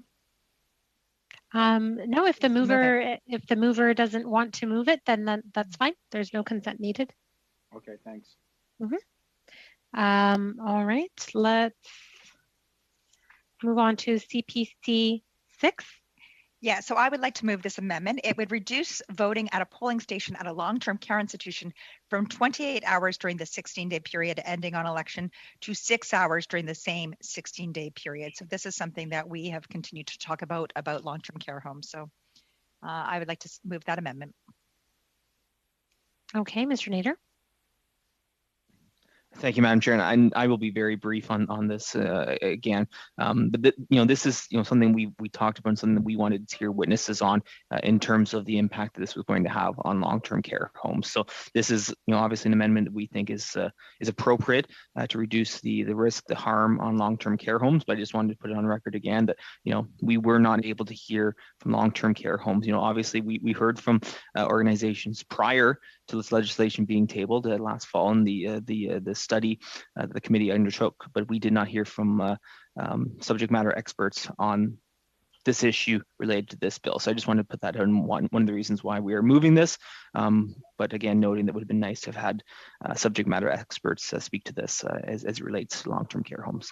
Thank you, Madam Chair. Yes, noted, Mr. Nader. I wish we did have more time. CPC 6, shall it carry? Recorded vote? Recorded vote, please. Mm-hmm. The question is on Amendment CPC 6. Dr. Duncan. No. Madame Petitpas-Taylor. Oh, je m'excuse, on ne vous a pas entendu. Ms. Petitpas-Taylor, we can't hear you. No. Non, désolé, je m'excuse, non. OK, merci, on l'a maintenant. We heard you. Mr. Turnbull. No. Monsieur Lauzon. No. Mr. Long. No. Ms. Vecchio. Yes. Mr. Nader. Yes. Mr. Kent. Yes. Mr. Lekiski. Yes. Mr. Terrien. No. Mr. Blakey. No. Madam Chair, Amendment CPC 6 defeated. Okay. All right. We're at the end of Clause 3. And I guess Clause 3 has not been amended now. So shall Clause 3 carry? Yep. Can you just hold for one moment, please? One moment, please. Sounds like a call to the CRA. Hey, come on, be nice here. Perfect, thank you. We're good now, sorry. So Clause 3 had BQ 2 and that wasn't moved, and then CPC 6 was defeated. So shall Clause 3 carry? I think we'd request a vote on this. Recorded or just on division? A recorded vote. Thank you, Madam Chair. Okay, sure. Madam Chair, the question is on Clause 3. Dr. Duncan. Yes. Madame Petitpas-Taylor. Yes. Mr. Turnbull. Mr. Turnbull? Yes. Monsieur Lauzon. Did you get? Oui. Mr. Long. Yes. Ms. Vecchio. No. Mr. Nader. No. Mr. Kent. No. Mr. Lekiski. No. Monsieur Terrien. Je m'excuse, je sais. My apologies. I realize I shouldn't be interrupting necessarily, but could I please ask for your understanding and for you to let me know whether or not the amendment I am going to propose is for Clause 3. And so have I missed my opportunity? Would you mind just letting me know on Clause 3? Okay. On Clause, what is the amendment that you want to move, Monsieur Terrien? Which amendment? C'est l'amendement. It's the CEO's amendment. He's proposing 2 days, Saturday and Sunday. You know, last time he came, he sent a proposed amendment, and I would have liked to be able to move it my colleague earlier said that I would have to wait. Well, at least that's what I understood, that you said that we would have to follow the list. And so from what I understand, I had to wait for my BQ3. Mr. Clerk, so that I guess that one would be BQ21, not BQ3? Is that for me, Madam Chair? Yes, Mr. Clerk. Yeah, I'm not sure which amendment Mr. Thériault is referring to. Monsieur Terrien, pardon. He would like to move from the floor. The CEO had made a recommendation. I understand, but I have about half a dozen of amendments, and I'm not sure which one. Monsieur Terrien. OK, c'est l'amendement. Mr. Terrien, this is the amendment where I'll read the letter. It says the attached motions would amend Bill C-19 to provide for a 2-day polling period over a Saturday and Sunday. They would provide for polling stations to be open for 8 hours on each day of the polling period for a total of 16 hours. The motion amending Clause 3 would harmonize the maximum numbers of operation for a polling station established in an institution where seniors or persons with a disability reside with the total opening hours of ordinary polling stations over the polling period set at 16. Mr. Terrien, I'm sorry, I keep getting your name wrong. Mr. Terrien, yes, I do have that amendment. Is that BQ 2.1 or BQ 3? That would be BQ 2.1. So it was in Clause 3. It was in Clause 3. So we haven't completed the vote on that, but CPC 6 would have affected it, but CPC 6 didn't pass, so he can move it still at this point, right? Before we. Madam Chair, if I could suggest, I know we're in the middle of a vote, but I know our CPC members be willing to consent to suspend the vote or cancel the vote and revert back if it's the will of the committee. Our members would be supportive of that. I appreciate that very, very much. Okay. Je suis vraiment désolé. I truly apologize for this. I'm sorry, I had misunderstood. Move your BQ21 then. So I would like to move what was proposed by the Chief Electoral Officer. So I would like that to be BQ 2.1. And so that's what I would move. Vous avez reçu une information. I believe you received that information. Madam Chair, if I could get on the list, please, I would appreciate being able to intervene.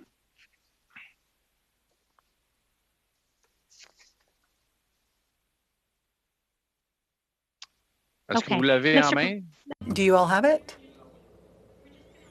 Read the amendment into the record, and then we'll hear from the hands that are raised.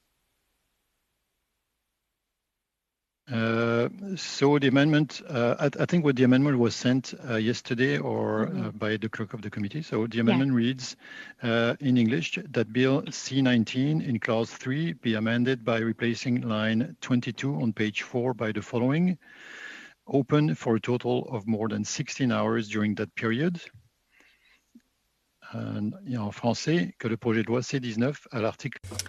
That Bill C-19 in Clause 3 be amended by replacing line 22 on page 4 by the following: open for a total of more than 16 hours during that period. Terrien? Is that it, Mr. Terrien? Oui, c'est ça. Yes, that's the one. Perfect, Mr. Blakey. Thank you, Madam Chair. So it might help to get us all on the same page, because I think there's a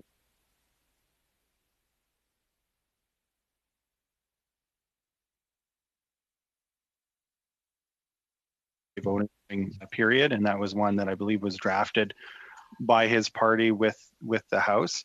And then when the CEO appeared the other day, the CEO brought forward a package of amendments that would accomplish a similar thing. And I think Monsieur Terrien indicated earlier that he just felt legislatively that was a more complete package.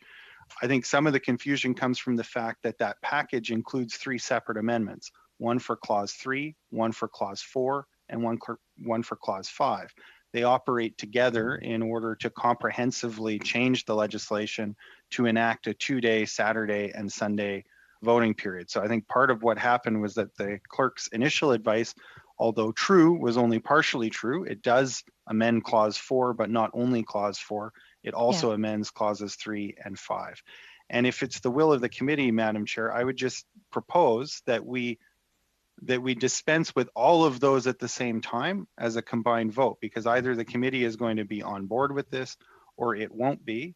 And then we won't have to worry about Monsieur Terrien and the committee returning to this question in each of the subsequent clauses and perhaps forgetting and causing more confusion. So I would propose that we deal with the pack of amendments to establish 2-day voting period just moved by Monsieur Terrien as one complete package, as opposed to dealing with the 3 separate amendments in succession. So perhaps we could get a decision on that. And then I would like to provide some remarks on the substantive issue in that amendment, but perhaps we could decide the procedural question first. Mr. Clerk, would that be possible? There's not something else that would need to be done before that? Could we do that as a group package? It seems to make sense. Madam Chair, if that would be the will of the committee, I would have to ask the committee to suspend for a bit of time so I can look at the amendments in terms of what effect, if they were to be adopted, they would have on the other amendments that are in the package. Because if you, just to take the second one that's in the package on clause 4, it amends line 26 on page 5, 29, page 5, 9, 10, page 6, and so on. So it could have an effect on other amendments that are in the package and that could not be moved if those ones were to be adopted. So I would have to make to be able to check that. Otherwise, if this is done this way, it would be better to do it one at a time anyway, because there are the clauses to. For my part, Madam Chair, whatever is going to result in us dispensing with this most expeditiously is what I would favor. Okay. So let's not. I mean, I think your intent was very good, but rather than making it more expeditious, it's kind of complicating things, unfortunately. So let's just speak to the content of BQ21 and then dispose of it.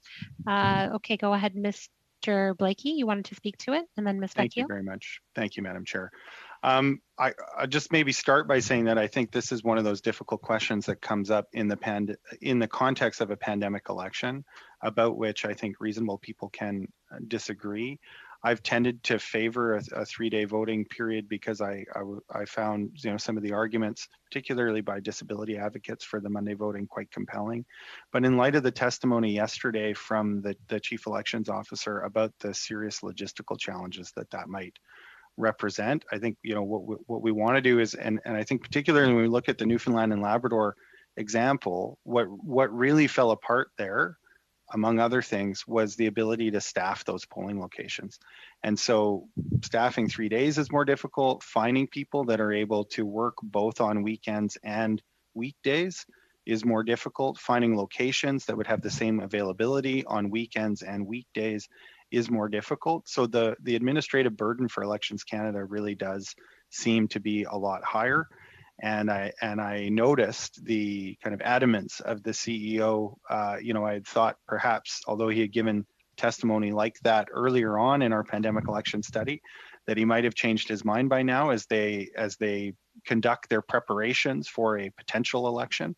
And I see that he hasn't. So in light of that, I'm prepared to support this amendment and the others in order to establish a 2-day voting period just in the pandemic context, because I think if we have too high an administrative burden for Elections Canada, we risk them not being able to deliver in the way that I know we all want them to deliver.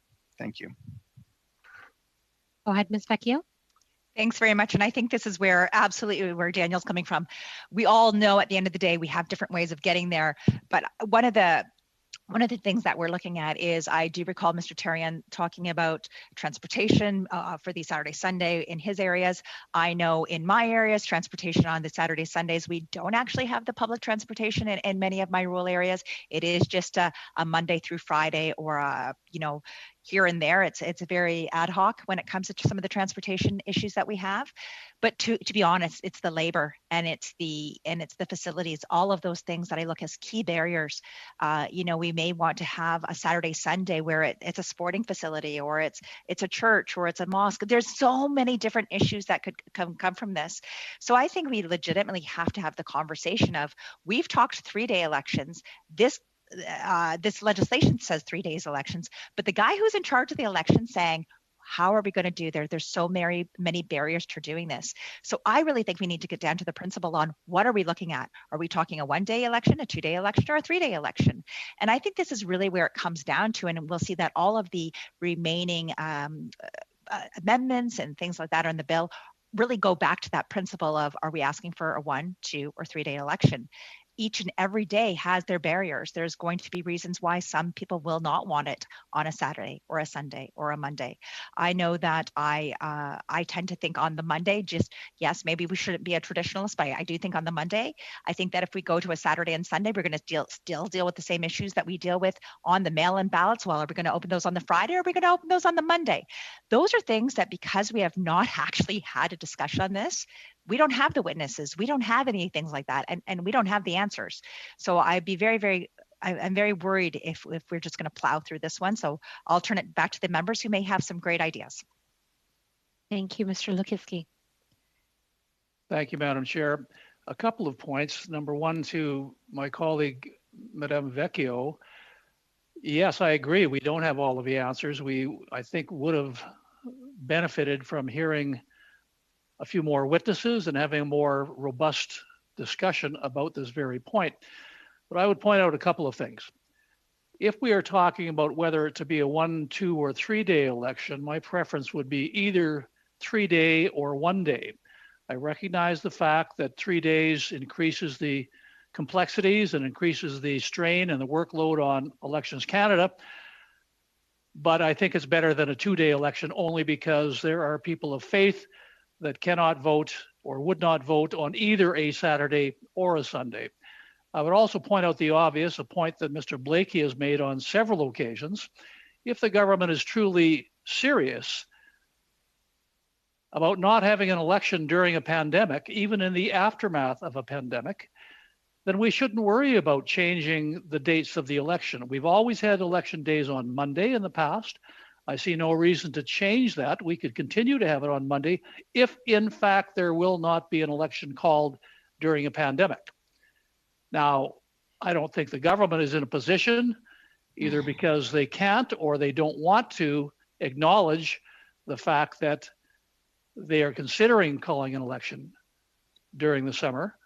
But I think that's something we as a committee could probably do in terms of a recommendation in either the final report or a supplementary report, ensuring again and insisting again and encouraging the government to not call an election to honor their commitment during a pandemic.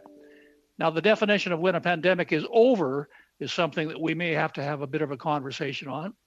But as far as I'm concerned, as long as there are still Canadians wishing to be vaccinated, or as long as there are still Canadians being hospitalized because of COVID, that to me says that we are still in the midst of a pandemic and there should be no election called. So therefore, once again, I'm just stating the obvious. If there is not going to be an election during a pandemic, then I see no need to even discuss this any further than keeping the election as it has always been on a Monday.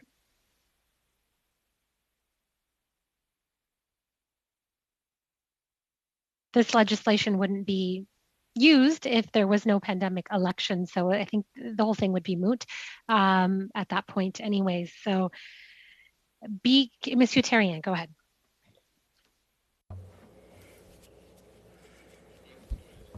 I was going to say the same. If there isn't going to be a pandemic election, well, we might as well not be working on C-19. Listen, the chief electoral officer. Il a été clair. The chief electoral officer was clear. He said that if there was an election over 3 days, there would be issues with respect to the spaces available. He said that it would be difficult to find available places or places that are available for 3 days. And so that would increase problems, as Ms. Vecchio pointed out, and people might be even further away from their polling places. And this was something, as I said, that was raised by Ms. Vecchio. Now, if we choose 2 days, that means it will be Saturday and Sunday. And so people working there are people who also work on the weekend, let's say students. And this was raised too. The chief electoral officer said that actually having 2 days would allow him to recruit as many people as possible. So what he was saying actually was that there are 2 possibilities, either that it be on Saturday and Sunday or Monday. But what he didn't want was Saturday, Sunday, and Monday. Now, I don't have his experience, but when the chief electoral officer comes back and repeats what he said initially, because he said this in October, then I listen. He wrote it in his report. He has come back after our recommendations. He has looked at the bill, and he is saying, no, that's not what we're suggesting. We are suggesting what I read earlier. So I think it's pretty clear that we need to listen to the chief electoral officer and that we need to have a polling period over Saturday and Sunday or Monday. Now, in his amendment, he's deciding on Saturday and Sunday. And that's why I brought in that amendment that deals with 3 clauses or 4 clauses, I believe. I don't see how we can't do this. This is probably the most important point in C19. So I don't see how we can't listen to the person who's responsible for managing the elections throughout Canada and Quebec. That's what I had to say. Very important points, Mr. Theriault, Mr. Turnbull, and then Mr. Kent. I'll try to be short, as brief as possible, but I totally recognize Mr. Theriault's point of valuing the expertise that the Chief Electoral Officer brings, and the testimony is important. I do think that what we heard from witnesses within the study that we conducted was very clearly that, first from some of the witnesses, I shouldn't say all, but was very clearly indicated the benefits of having a Monday included due to public transit, childcare access, for shift workers, etc., that Monday was going to be important. And so for me, I recognize all sides of this debate, and I understand it's a complex situation. And within a pandemic, I think what we want to do is increase the accessibility for everyone, allow the most number of options, the greatest ability to socially distance, and to ensure that we balance all of the factors. And I think the 3-day voting period, including the Monday, really gives us the widest array of options. And I realize it creates some logistical challenges. But from my perspective, I think if we start early, and I think as Mr. Roussel had mentioned before, that when there's a legislative mandate in place, that Elections Canada does respond to the challenges. And so it's either there's challenges on one side or there's challenges on the other. And I think the challenge of recruiting more people to have a safer, more accessible pandemic election is better than the other option. So thank you for the opportunity to weigh in. Thank you, Mr. Turnbull. Mr. Kent. Thank you, Chair. And I agree, we have to accept and take very seriously the advice of the Chief Electoral Officer. And from my experience in the GTA, certainly in Thornhill, I accept his advice that he will have serious challenges staffing and having the capacity to administer a 3-day vote. I also agree with Ms. Vecchio's point, and in Thornhill, this is an issue of faith on Saturdays and Sundays, and of transportation. So I think, as Mr. Lekuski said, the tradition has been that election day be on a Monday. And I think that with the provisions for the special ballots and for the early polls, the advanced polls, that rather than accepting the Chief Electoral Officer's advice of Saturday, Sunday, that we go with election day on the Monday, with strong advice that that the advanced polls and that the special ballot provisions be relied upon, and that the information that the Elections Canada ensure that both they have the staff for the advanced polls and for election day on a Monday, and they also advise and advertise widely the advice that for those with health concerns, they avail themselves of the mail-in ballot and or the advance poll, as well as those who wish to follow tradition and vote on election day itself, the Monday. We're very divided on this. So after we hear from Ms. Vecchio, Mr. Therrien, it seems like some will be voting against because they want 1 day, some will be voting for 2 days, and some will be voting against because they'd rather 3 days. So Ms. Vecchio and Mr. Therrien. And thanks very much, Chair, for bringing that up, because I think this is where we have to say, are we putting it in pile 1, 2, or 3? What are we looking at? Because all of these amendments and although Daniel was trying to package things together, I understand it, but I think we needed this conversation to know which exit are we taking? What off-ramp? Are we doing a 1 day, a 2 day, or 3 day election? Perhaps we can just, if I could ask back to the elections officials. We have heard, of course, from the Chief Electoral Officer, and perhaps you can share with us this idea. The 3 days is just something from me is what we have to stay away from. Is that the beliefs of the Chief Electoral Officer and of Elections Canada, saying it's going to be much more difficult? As he stated in his own testimony that day, is a 3 day election not a great idea compared to a 1 or 2 day election? Mr. Roussel? Thank you for the question, Madam Chair. Yes, it is still the opinion of the Chief Electoral Officer, and this is in fact what the evidence that we've gathered so far show, that it would be more problematic in terms of recruiting, in terms of finding voting locations over a 3 day period. Okay, Mr. Therrien. Bon, on soulève.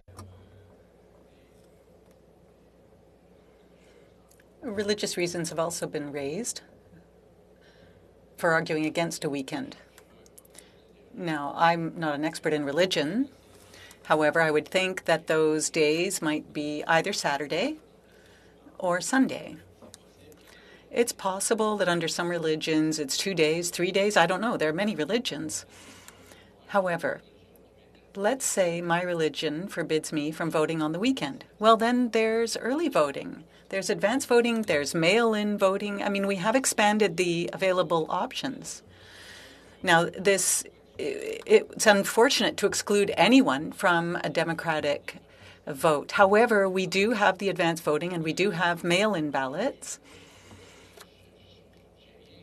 And I don't have anything at all against people who attend religious events for one reason or another. However, we do have those other options out there. So those people would have the possibility of exercising their right to vote safely from home. And I'm sorry, I forgot to Michelle's name.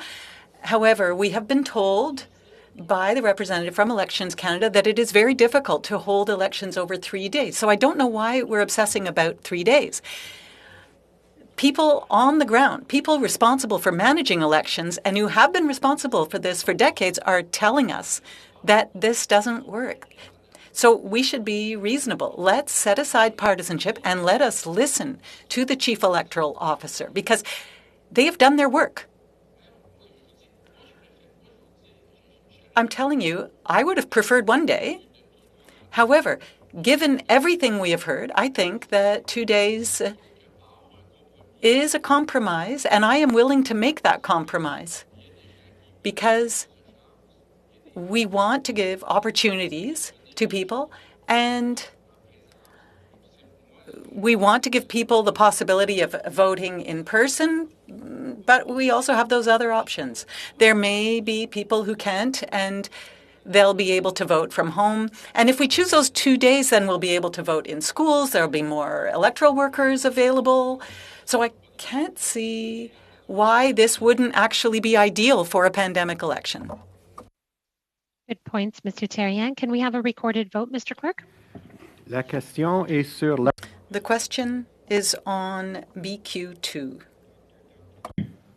Sorry, Madam Chair. Oh, sorry, Mr. Vape. I was talking to Mr. Vape.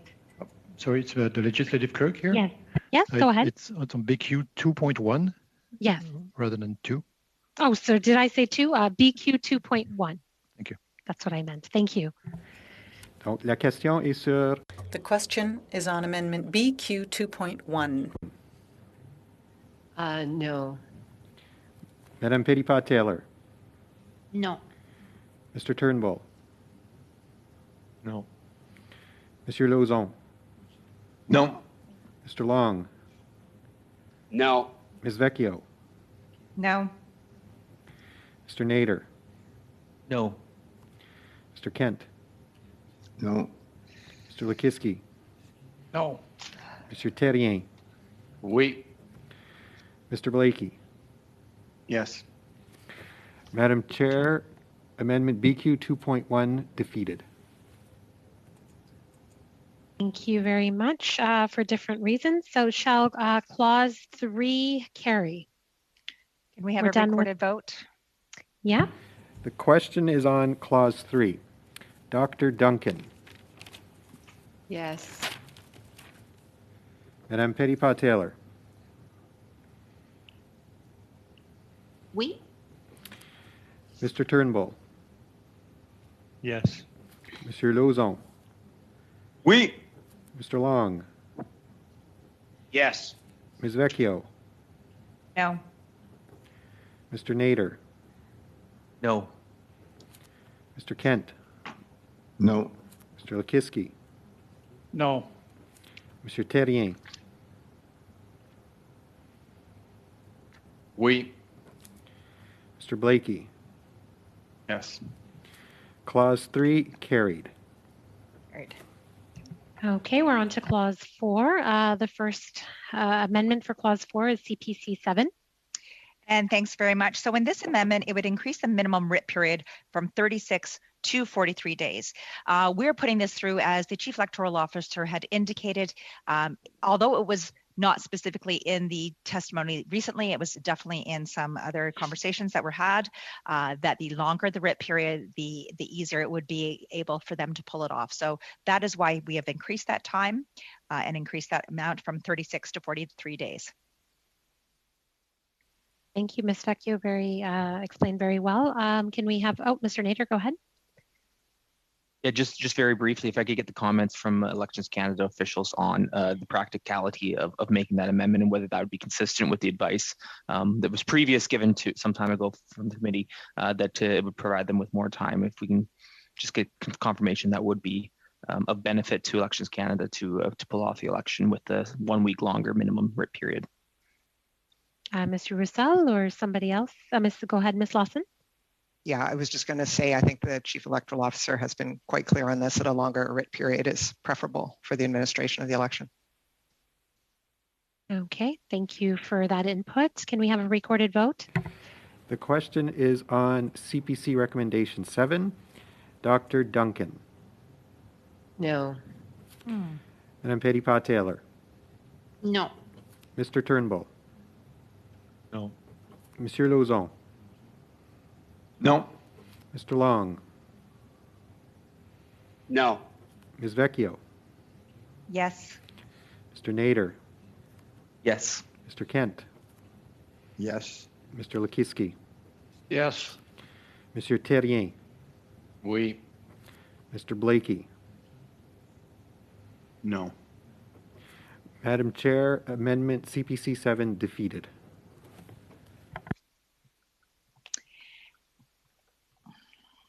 Okay, thank you very much. We are moving on to CPC 8, and I just want to note, so Mr. Terrien knows that if CPC 8 is adopted, BQ 3, which is coming up after this, cannot be moved due to a line conflict.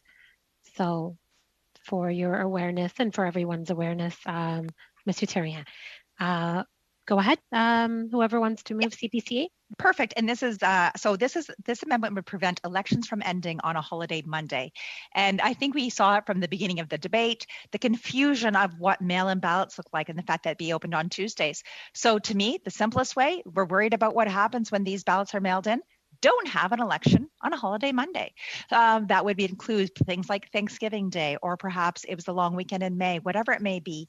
But I think that this is a very, very simple solution to a very, very complicated and complex issue that seems to have political feelings of its own. So I think just don't have an election on a holiday Monday, and it would take all of those little issues and put them aside. Thanks very much. Okay. Can we have do you want a recorded vote on that? Oh, Madam Chair. Blakey, yeah. Mr. Blakey, go ahead. Just a quick note that, I was supportive of the 2-day voting period in our previous vote, and it's something that perhaps Mr. Terrien will move again in BQ3.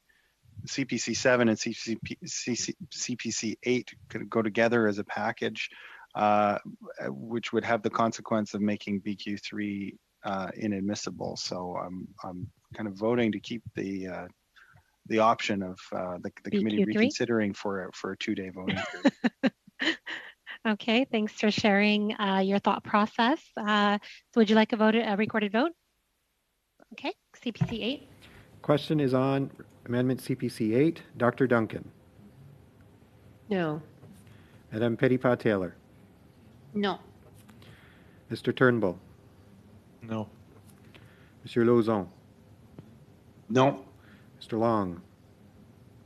No. Ms. Vecchio. Yes. Mr. Nader.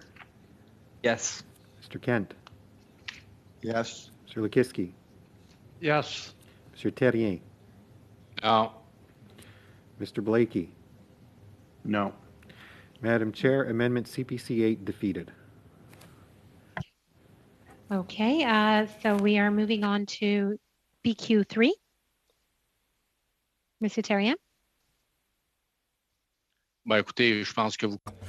I think you're now familiar with my position. We're providing you with another opportunity. We're extending our hand. We're asking that the vote take place over 2 days, and we're hoping that this time it will work. Perfect. Would you like a recorded vote? Okay, Mr. Clerk, go ahead. La question est sur The question is on BQ3. Dr. Duncan. No. Madame Petitpas-Taylor. No. Mr. Turnbull. No. Monsieur Lauzon. No. Mr. Long. No. Ms. Vecchio. No. Mr. Nader. No. Mr. Kent. No. Mr. Lukiski. No. Monsieur Terrien. Oui. Mr. Blakey. Wait. Madam Chair, Amendment BQ3 defeated.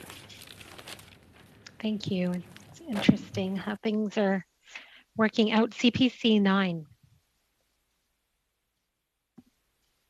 Sorry, how to get my mute off.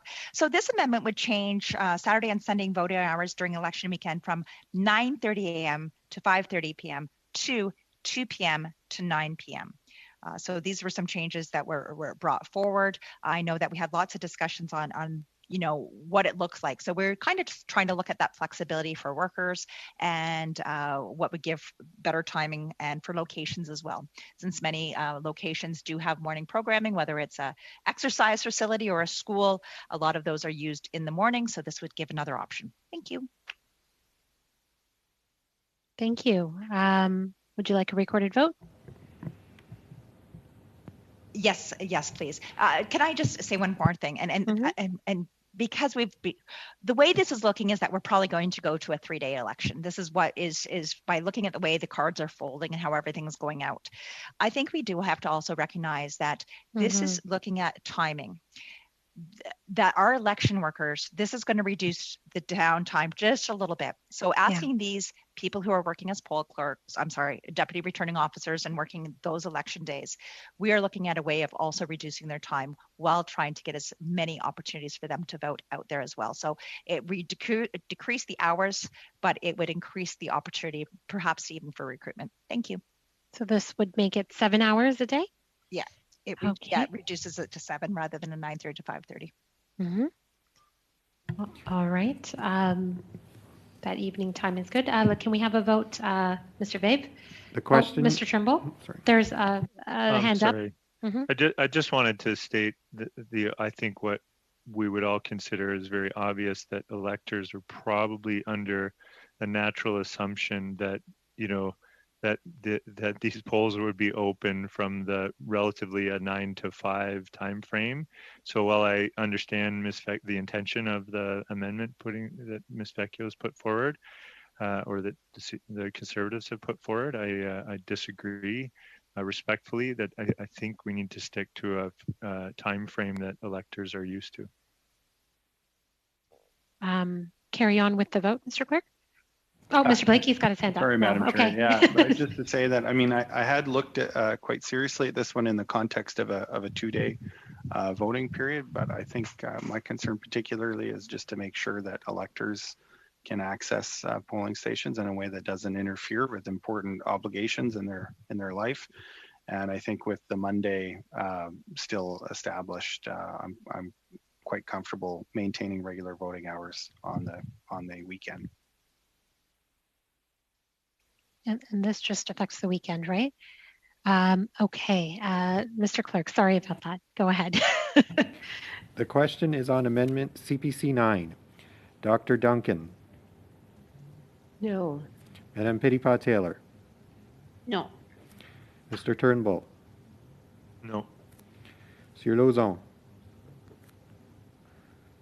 No. Mr. Long. No. Ms. Vecchio. Yes. Mr. Nader. Yes. Mr. Kent. Yes. Mr. Lukiski. Yes. Mr. Terrien. No. Mr. Blakey. No. Madam Chair, Amendment CPC 9 defeated. Thank you. We're on to CPC 10, and this does have implications to NDP 7, BQ4, and G2. So NDP 7, BQ4, and G2 would not be movable due to line conflicts. But go ahead, Ms. Vecchio. Are you going to be moving this and explaining? Yes. So this amendment would remove the ability for special ballots which are postmarked before the polls close but received on the Tuesday after the election, when the election ends on holiday Monday. And this is probably exactly why the whole idea of that, why do we not want to have an election on a holiday Monday? This ties into that. I think one of the most important things is that ability to count the votes, is for that ability for an election to almost be over unless you're in one of those extremely tight ridings where they're going to count those 100 ballots that are between the two people. I just think that this is something that's so important, and that if we are allowing, and especially, and I would like to thank the Chief Electoral Officer, having those ballot boxes sitting at those doors when you're going to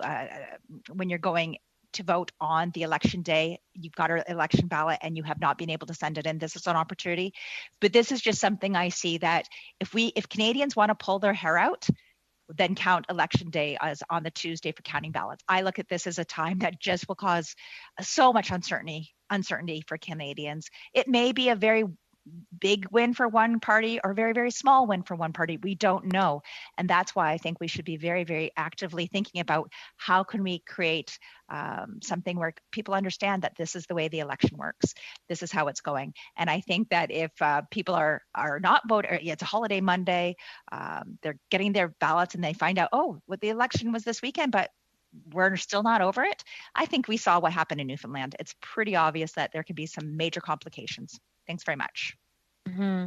Thank you, Mr. Blakey. Thank you, Madam Chair. For my own part, having participated in a recount, I don't always share the same sense of urgency that some people may have with respect to getting everything counted on election night. I think what matters is that every vote is counted, that as many Canadians as possible are able to get their ballot in, and that the count is accurate. And I think if we have to wait a day, or some cases, and in other countries, very well functioning democracies, there are places where they wait quite a long time, depending on their voting system, up to a week or more, in order to get the tally of the vote. So to me, very little hinges on getting the result that night, as long as you have a good process. And for my part, I think, having a little bit of an extension on when ballots come in will make sure that more votes get counted. And to me, that's the most important thing, which is why I will not be supporting this amendment. Thank you, Mr. Blakey. Would you like a recorded vote? Yep, Mr. Clark. The question is on Amendment CPC 10. Dr. Duncan. No. Madam Petitpas-Taylor.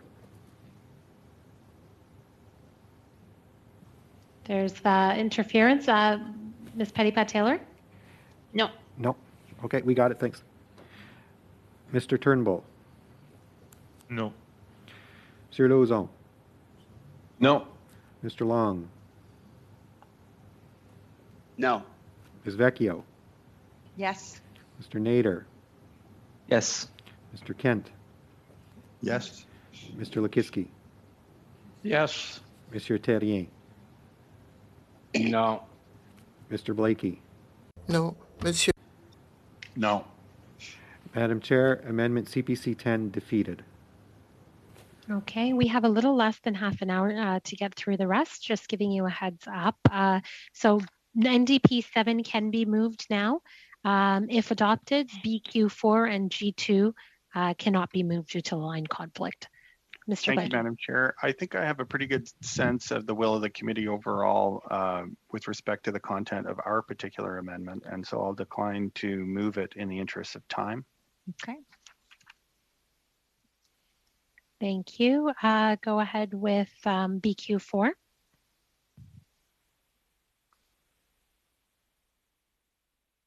Oui, Madame la Présidente.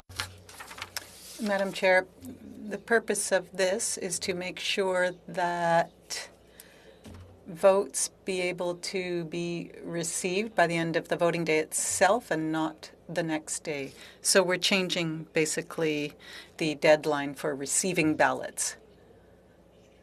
6 days on polling day rather than the following day for several reasons, including that waiting for the next day to count the votes and then waiting for the results is an issue. And I don't see why it would be a problem for people to make sure their ballots get in on the polling day. We're providing voters with all kinds of options, so I think it's reasonable to expect them to have the time to vote. Vecchio? Yeah, thanks very much. And thank you very much for putting this through. This is exactly where I'm concerned with some of the same things. And thank you very much, Mr. Terrien. I think this is something that we have to look and I recognize that Daniel says there is not an urgency. And in many ridings, there is not that urgency.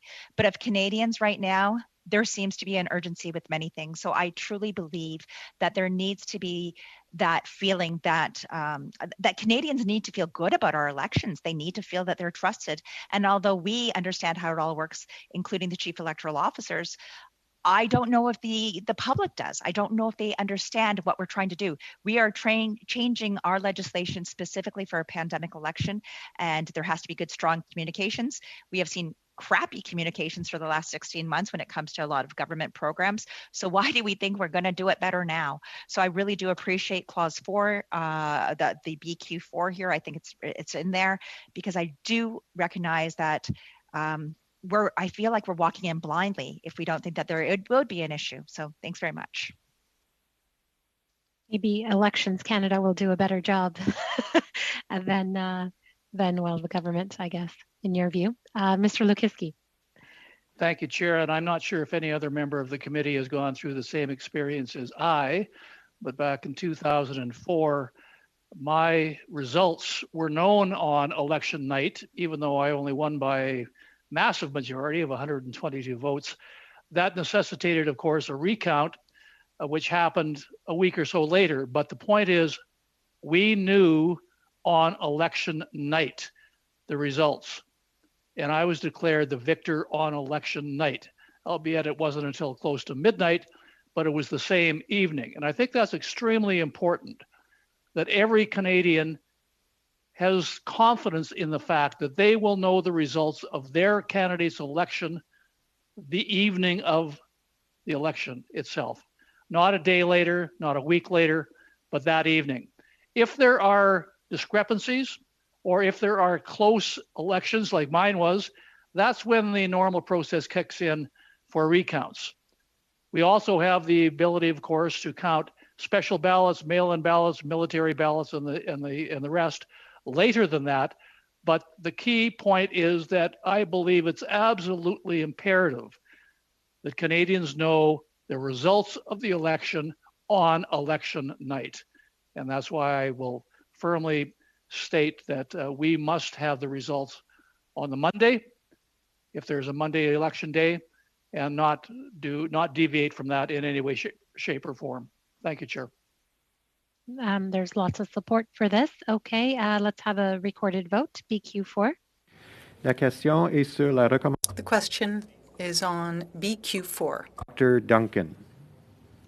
No. Madame Petitpas-Taylor. No. Mr. Turnbull. No. Monsieur Lauzon. No. Mr. Long. No. Ms. Vecchio. Yes. Mr. Nader. Yes. Mr. Kent. Yes. Mr. Lekiski. Yes. Monsieur Terrien. Oui. Mr. Blakey. No. Madam Chair, Amendment BQ4 defeated. Okay, sorry about that. And we are moving on to G2. And there is a spelling error in this as well.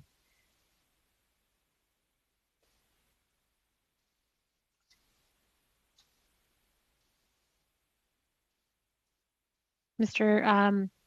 Mela, is it just the word period? No.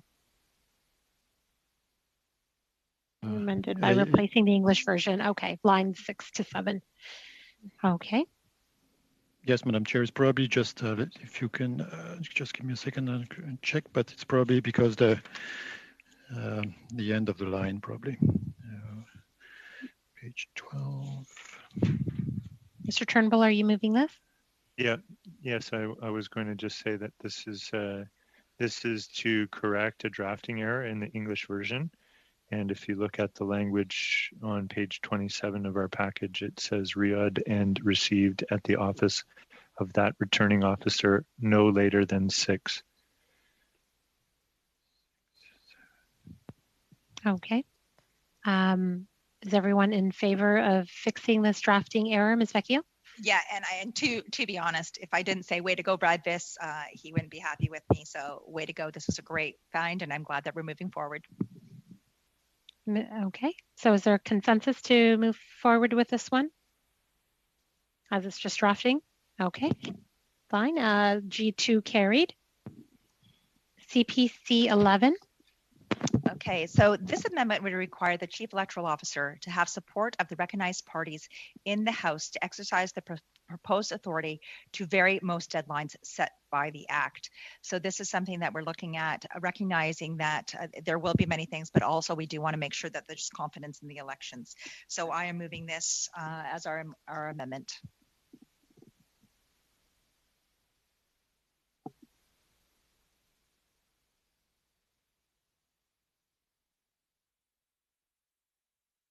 You might not be surprised, since it's similar to one earlier on, that I find this to be outside of the scope and inadmissible. Bill C-19 amends the Canada Elections Act. This amendment seeks to add that the Chief Electoral Officer must obtain agreement of the registered political parties represented in the House of Commons for any modification he wishes to make under subsection 582(1). Since the Chief Electoral Officer is independent from political parties, the amendment is a new concept that goes beyond the scope of the bill.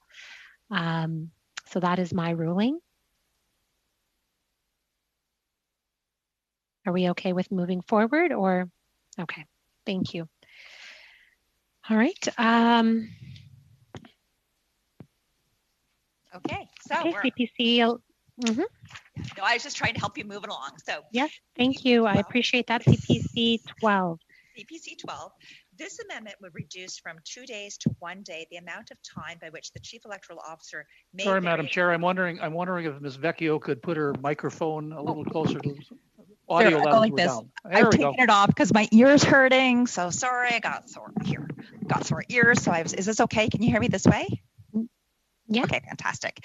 So this amendment would reduce from 2 days to 1 day the amount Madam of time. Chair, sorry, Ms. Vecchio, the interpreters are having a very difficult time because it's moving around. I apologize for that. Sorry. It's okay. It's okay. It's just on my glasses. So all is well. So this amendment would reduce from 2 days to 1 day the amount of time by which the chief electoral officer may vary a deadline set by the Act when the deadline falls after advance polls open.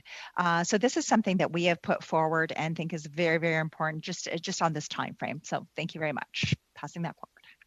I was wondering if I could just ask Ms. Piquet, CPC 12 and 13, are the two very similar? I'm not sure what kind of impact passing either both of those or not would have. Yeah, sure. So CPC 12 so reduces like the elements in the calendar that needs to take place before advance polling could be moved by could be moved by 2 days, and the elements that are supposed to happen between advance polling day and polling day could only be moved by 1 day. So that's CPC 12, and CPC 13 would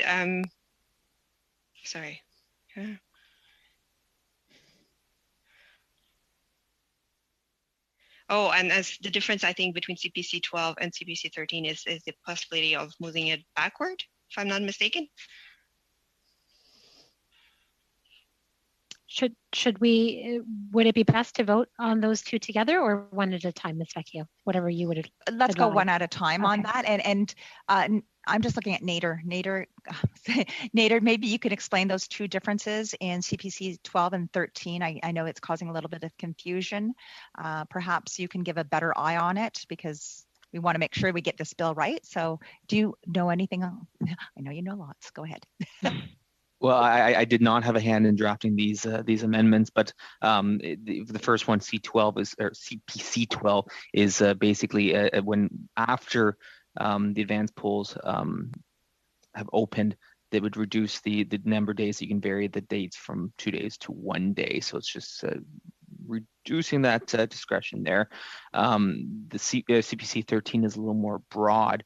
It is more affects more of the different dates. And again, it's it would be limiting the discretion. So not getting rid of the discretion, but I would say limiting discretion. That's helps to clarify that. Okay. Ooh, that's 144. Let's have a vote on CPC 12. The question is on Amendment CPC 12. Dr. Duncan. No. Madame Petitpas-Taylor. No. Mr. Turnbull. No. Monsieur Lauzon. No. Mr. Long. No. Ms. Vecchio. Yes. Mr. Nader. Yes. Mr. Lekiski. Yes. Mr. Kent. Yes. Monsieur Terrien. Oui. Yes. No. Madam Chair, Amendment CPC 12 defeated. Okay, CPC 13. Yeah, if we could just take CPC 13, I move it, and if we could go directly to a vote just to save us some time. Thank you. Thank you so much. I appreciate that. Go ahead, Mr. Clerk. The question is on Amendment CPC 13. Dr. Duncan. No. Madame Petitpas-Taylor. No. Mr. Turnbull. No. Monsieur Lauzon. No. Mr. Long. No. Ms. Vecchio. Yes. Mr. Nader. Yes. Mr. Kent. Yes. Mr. Lukiski, Yes. Mr. Terrien, Yes.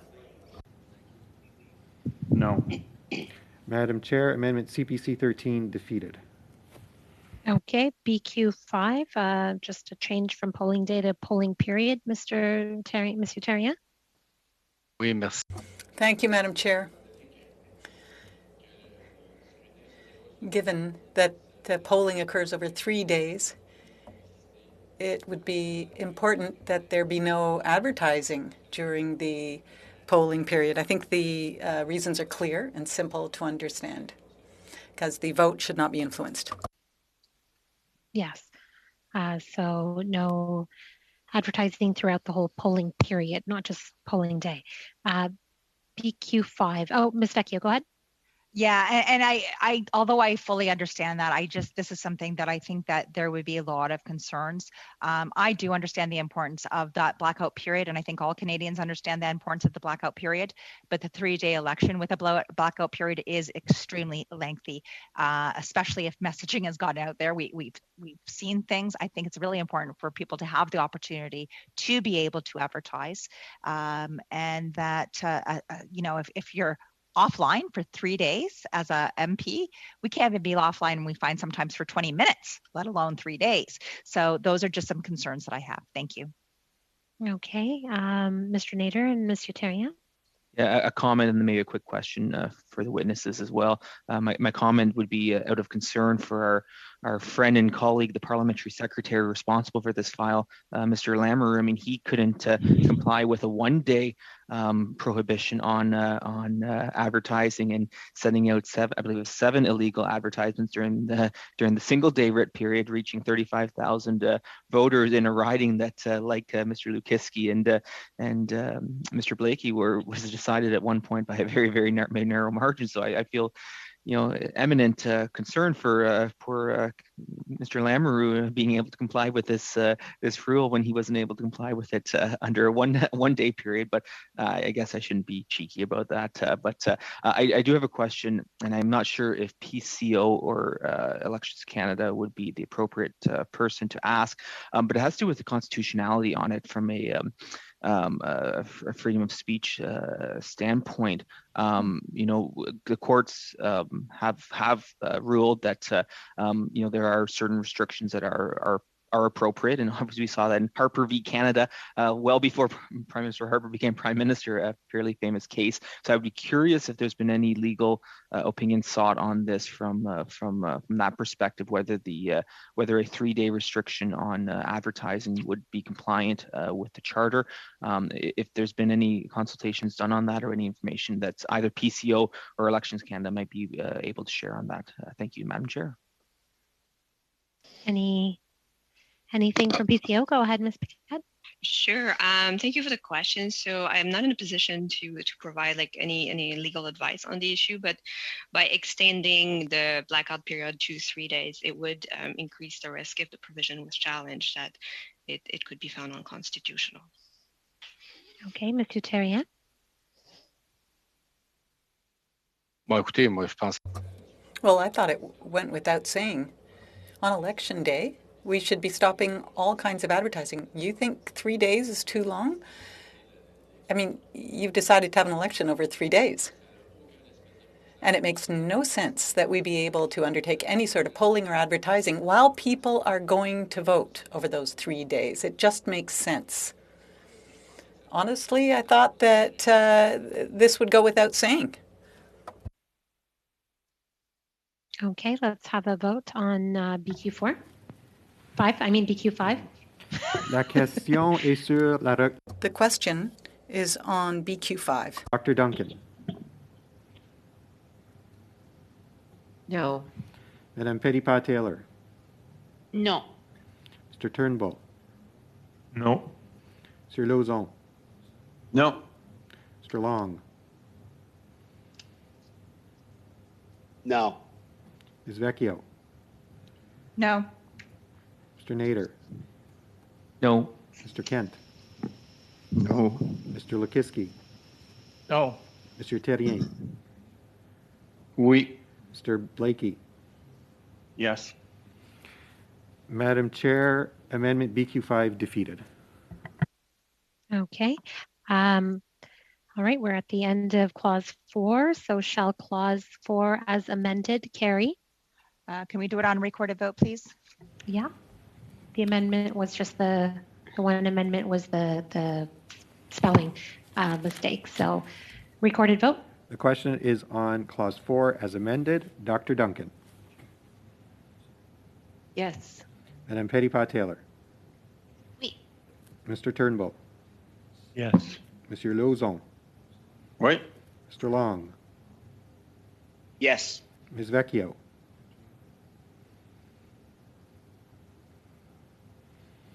Ms. Vecchio. I'm on mute. No. Mr. Nader. No. Mr. Kent. No. Mr. Lakiski. No. Monsieur Terrien. Oui. Mr. Blakey. Oui. Madam Chair, clause 4 as amended carried. Okay, NDP 8. There was some back and forth on this, but go ahead, you can move this. Thank you, Madam Chair. Yeah, so this amendment would essentially allow for Canadians, many of whom will not have voted by special ballot before, to write in the party name as opposed to having to write out the first and last name of the candidate. Again, I mean, we've been told by Elections Canada that they're anticipating up to 5 million people voting by mail in a pandemic election. And as I say, I mean, that's compared to, I think it was 40 or 50,000 people in a typical election. So I think there is a real risk that people will receive their special ballot. They're used to seeing, you know, a normal ballot where these things are indicated and you mark an X. They might feel it's sufficient to write the party name, send it back. Anyone who does that is going to have their ballot spoiled. And so if the idea is to try and make sure that people get to vote and that their vote counts, and if that's our priority, I think putting the party name in the context, you know, I recognize there's a larger philosophical debate about the long term, whether it's appropriate to put the party name or not. And I respect that debate. In fact, I've even often been on the other side of that debate. But in the pandemic context where suddenly a much larger, because if we consider what 5 million people represents as a percentage of the normal turnout, it's a significant portion. We're not talking about 5 million people as a percentage of the overall population. We're talking about 5 million voters as a percentage of the normal vote. And in fact, perhaps in a context of reduced turnout. So we're talking about a very significant proportion of Canadians that could be disenfranchised essentially by accident because they don't realize that they have to write the candidate's full name. And we can all say maybe they should read the fine print, maybe they should pay more attention. But I think the fact is that in this context, party name would be a very obvious signal of intent, and we shouldn't be disenfranchising Canadians on that basis. So that's what this amendment seeks to accomplish. And there are a couple other amendments that we put forward that are essentially complementary in order to achieve the same purpose. Thank you, Madam Chair. Okay, Mr. Terrien, Mr. Nader.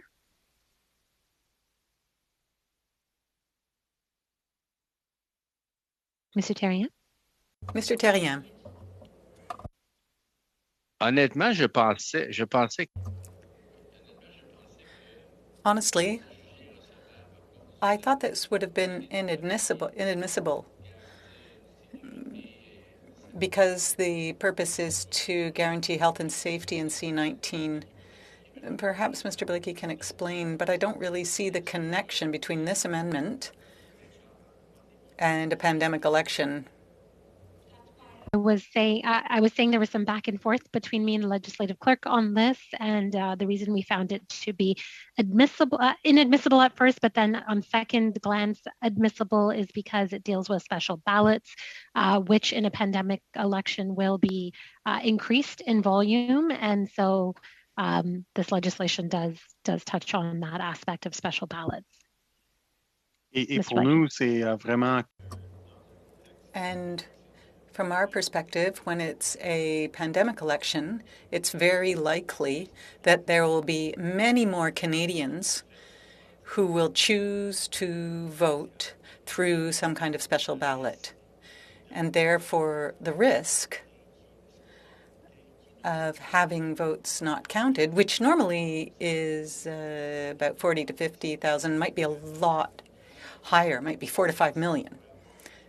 And that could truly have an impact on the final count and the final result, not only of the election, but the parliament itself. So we believe that it's very important that the priority during a pandemic should be to prioritize the intentions of the voters,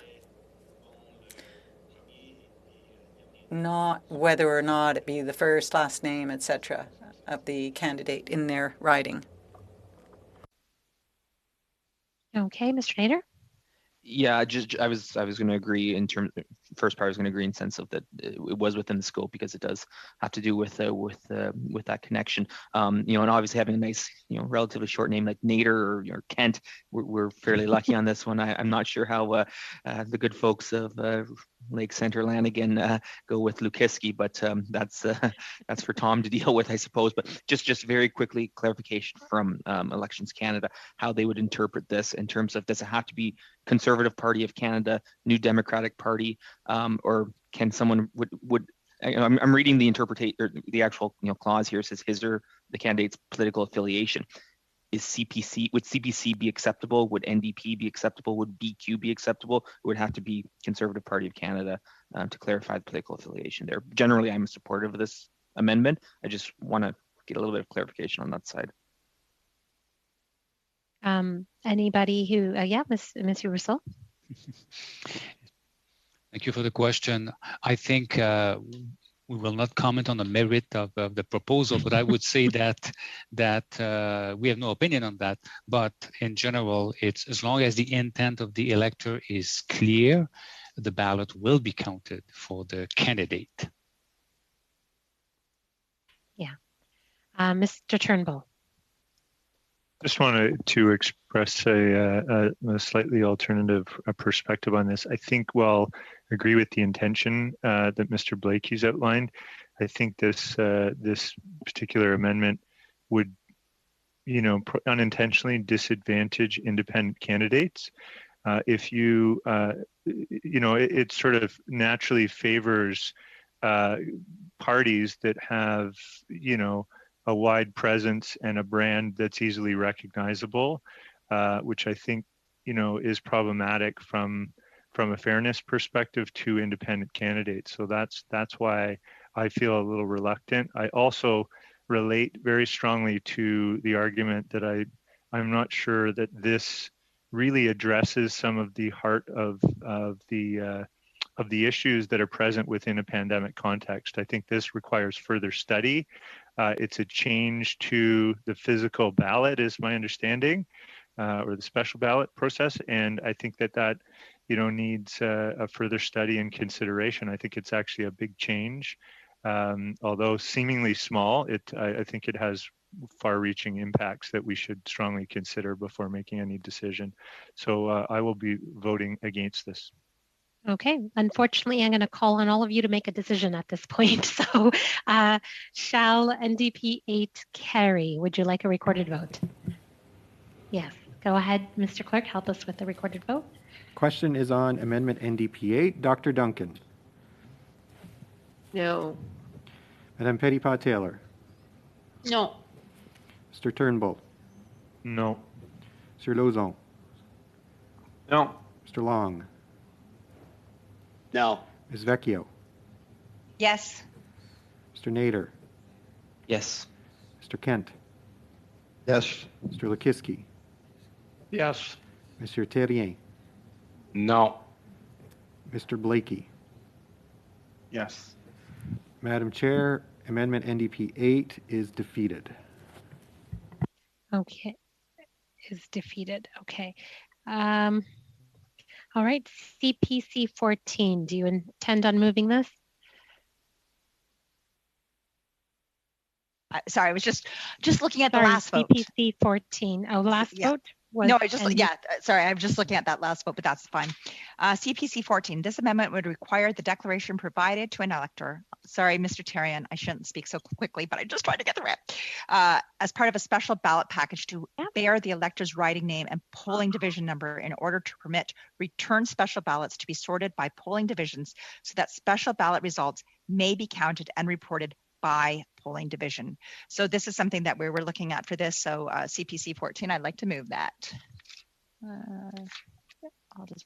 Okay.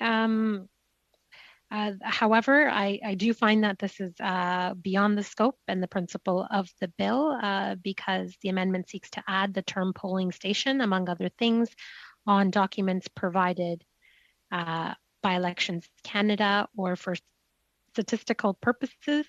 The addition does not seem to address the question of enhanced health and safety of electors or electoral officers. The amendment also amends a section of the Parent Act not amended by the bill. So C19 does not touch upon this aspect. Ms. Vecchio, would you like to move to the next one, or? No, I see Nader's hand up. Oh, Mr. Nader. Sorry, Madam Chair. Could I just get some clarity, and perhaps it could come from Monsieur Mela. Yeah, just because I remember, and I think you and I might be the only two who were on PROC when we reviewed C76, and we had a similar issue when it related to the Parent Act rule. And again, I'm drawing a blank on the specifics, but it was something that we challenged within the committee. It was dealt with by the clerk, and then it went to the House. And the speaker at the time, Speaker Regan, ruled that in that case it was acceptable to make an amendment, even though it offended the Parent Act rule. So I'm just, and again, if I had my little folder of past rulings, I could look into it. But I thought there was some, and it's just at home in my home in Mitchell. Just if there's something that the Legislative Council could address off the top of its head. If not, I'm not going to push the issue. Obviously, I'm not going to challenge the ruling. I just was hoping for some clarity on that because I thought there was some flexibility that was noted in Speaker Regan's ruling on that. I don't recall either it going to the House and what that ruling was. Mr. Lukowski, did you want to speak before we hear from the legislative clerk? Just wanted some clarification, Madam Chair. I understand, or at least I understood, that we were going until 2 o'clock. Oh, yes. Now we're exceeding that. I'm not sure exactly how long you plan on continuing this meeting. At least I have some other commitments that I had scheduled in just past 2 o'clock, and I would like to see if I can get some clarity on that, if I have to extend my time here or not. Yes, question period. So I just received a nudge from our clerk, as Mr. Nader was speaking earlier, that we have until 2:30. The administrative staff is willing to stay there until 2:30. I think we could get it done. We're almost there. There are, I'll just let you know, there are two, I think, amendments that are still inadmissible after this one, and then the rest are clear and good to go. So we could probably just bang them out. But would you be able to find a replacement or something? No, I'll make some arrangements. If I know that if we're going to be either suspending or adjourning at 2:30, I can make some arrangements, but I wouldn't want to. I wouldn't want to commit to anything past 2:30. Okay. At this point, I'm being told it's only until 2:30, but I was originally told it was only till 2. Now all of a sudden I've been nudged saying, okay, we can do a little bit more, but that's what they're telling me. It's only until 2:30, so I will adjourn at 2:30 so that you can make it to your other commitment. Okay. So Mr. Clerk, Mr. Mela, please go ahead. Thank you, Madam Chair. Yes, indeed, Mr. Nader, I remember well that what happened at C76 last time. And indeed, oh, I'm sorry, my phone is ringing for some reason, sorry. Yes, indeed, the Parent Act. In this case, there was no amendment to the bill that was adopted that would warrant this amendment to be moved or to make it admissible. And what the content of the amendment in itself goes beyond the scope of the bill. by adding polling station, it's not linked to the enhanced health and safety of taking elections, part of the bill. So that was the reason. Thank you for that, and I'm impressed that you were able to recall that that provision because it was interesting at the time. So basically, it had to have amended another provision prior to this one being able to be moved. So appreciate that. Thank you. Thank you, Mr. Nader. Okay, so moving on to NDP 9. Oh, NDP 9 also has an issue. So would you like to move NDP 9? Oh no, I missed one. Sorry, G3. I missed G3. Sorry, I skipped from CPC 14. Sorry, guys. I should be following along on my actual amendments page. Madam Chair, can I speak to that quickly? Go ahead, G3. And move. Yeah, I want to move G3. It's a motion that I think was stemmed very clearly from a suggestion that Daniel Blakey made, and I thank him for that. I think the intention here is to improve access to special ballots through Canada Post offices, and this amendment facilitates that happening, and we feel strongly that this is going to help many electors be able to access registration for special ballots in a much easier fashion. Okay, there are some hands up. Ms. Vecchio and Mr. Blakey. Thanks very much, and I do really appreciate this. I just want to clarify. So this is regarding getting the ballot, not that they would have the ballots available as well. Canada Post would not have access to ballots or anything like that. It would be a special application. And have we spoken to Canada Post on this as well? And perhaps the officials can share with us as whether or not this has already been discussed. Anybody from elections who can answer that? Mr. Roussel. Yes, thank you for the question, Madam Chair. We have had conversation with Canada Post informally on the possibility of offering application forms at post offices in remote communities where electors are away from the office of the returning officers, where it is easier, of course, to get there and apply to vote by special ballot on site. But in remote communities, that could be useful. And we've had conversations with Canada Post. I can't speak for Canada Post, but this is something we've been looking at. Okay, Mr. Blakey. All right. Thank you, Madam Chair. I just want to recognize that I think this is part of that mission to really ensure that voting is as accessible as possible to all Canadians during the context of a pandemic, in particular, where mail-in ballots are going to be more important than ever.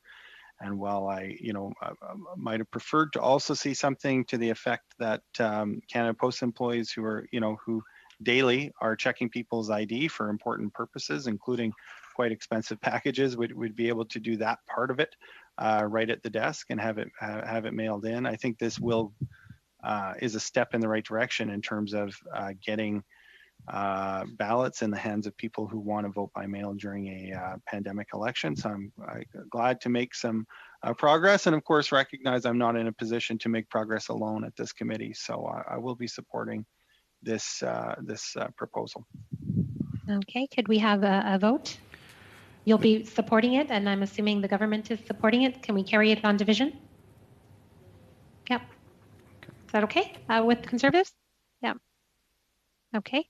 Carried, G3 carried on division. All right. NDP 9. In consequence of the previous discussion and vote on the on that last amendment, I'll decline to move NDP 9. Okay. And CPC 15. Okay, thank you very much. So this amendment would remove the ability of an elector provided with a special ballot to vote at an advanced poll or regular poll if either the elector makes a solemn declaration or if the returning officer otherwise permits it. So I think one of the things that we've had lots of discussions about is just, that logistics, the in and out process. And I understand the importance of everybody to vote, but we also want to ensure that democracy is held. So what we're looking at is, what do these lists look like? How well informed and how up to date are they as well? So perhaps I will leave it there, but bottom line is it's about the special ballot and just, when they can and cannot vote. So I'll leave it there. Okay. Mr. Nader? Yeah, and maybe just a quick clarification for Elections Canada. This issue would likely be a moot point if we were able to go to the electronic voters list. It would be my understanding if we're at the point, and my understanding is that we're not at that point yet, and hopefully, perhaps by the next general election, we could be at the point where there's an electronic polling list, and then I know we've talked in the past about vote at any table model that we've talked about a bit. But just to clarify, this is basically would be a stopgap to ensure there's no double voting, no opportunity to do that, unless obviously a solemn declaration or other making some discretion there for permission. Otherwise, we I think we all know family members and friends and colleagues who misplace things, ourselves included sometimes, or accidentally put things through shredders that shouldn't have been put through shredders. So I think this is kind of that ability to ensure that there's one ballot, but also provides the stopgap as well, that if there's something that happens, there is that opportunity to get the second, I shouldn't say a second ballot, get a ballot, if there's a declaration. So that's where that's coming from. Madam Chair, thank you. Would you Nader, like a recorded? My husband, I thank you because he will lose his. So thank you. Perfect. Mr. Turnbull? Just very quickly, I think C19 already, if I'm not mistaken, has within it so offering the flexibility if someone had registered for a special ballot and then does want to go in and physically vote at a polling location, it already includes, at least in the kit, I think, that was provided to us, that it does require an elector must attest they have not already voted, sign a declaration to that effect, or return their special ballot kit in person at their polling station or returning office. If I'm not mistaken, it's already in there. So okay. I think that provides the reassurance that the members opposite are looking for. Mr. Nader? Yeah, very briefly. I don't want to draw this out. This is also covering the cases where the ballot no longer exists, where there's not possibility for the elector return the ballot, whether it's been lost, misplaced, shredded, left out in the rain, etc. So that's just where where that's coming from, and again, provided with the provision that solemn declaration or some permission from the returning officer to allow that. So again, I don't want to draw out the discussion any further on this, but again, in the future, this will all be rendered moot when we are able to get to the point with electronic voters lists and dealt with in that way. May require some additional rural broadband investments in places like Perth, Wellington, but I think that's where we can all hope that we can get to in the longer term. Thank you. Okay. I mean, would you like a recorded vote? Yep. Yes.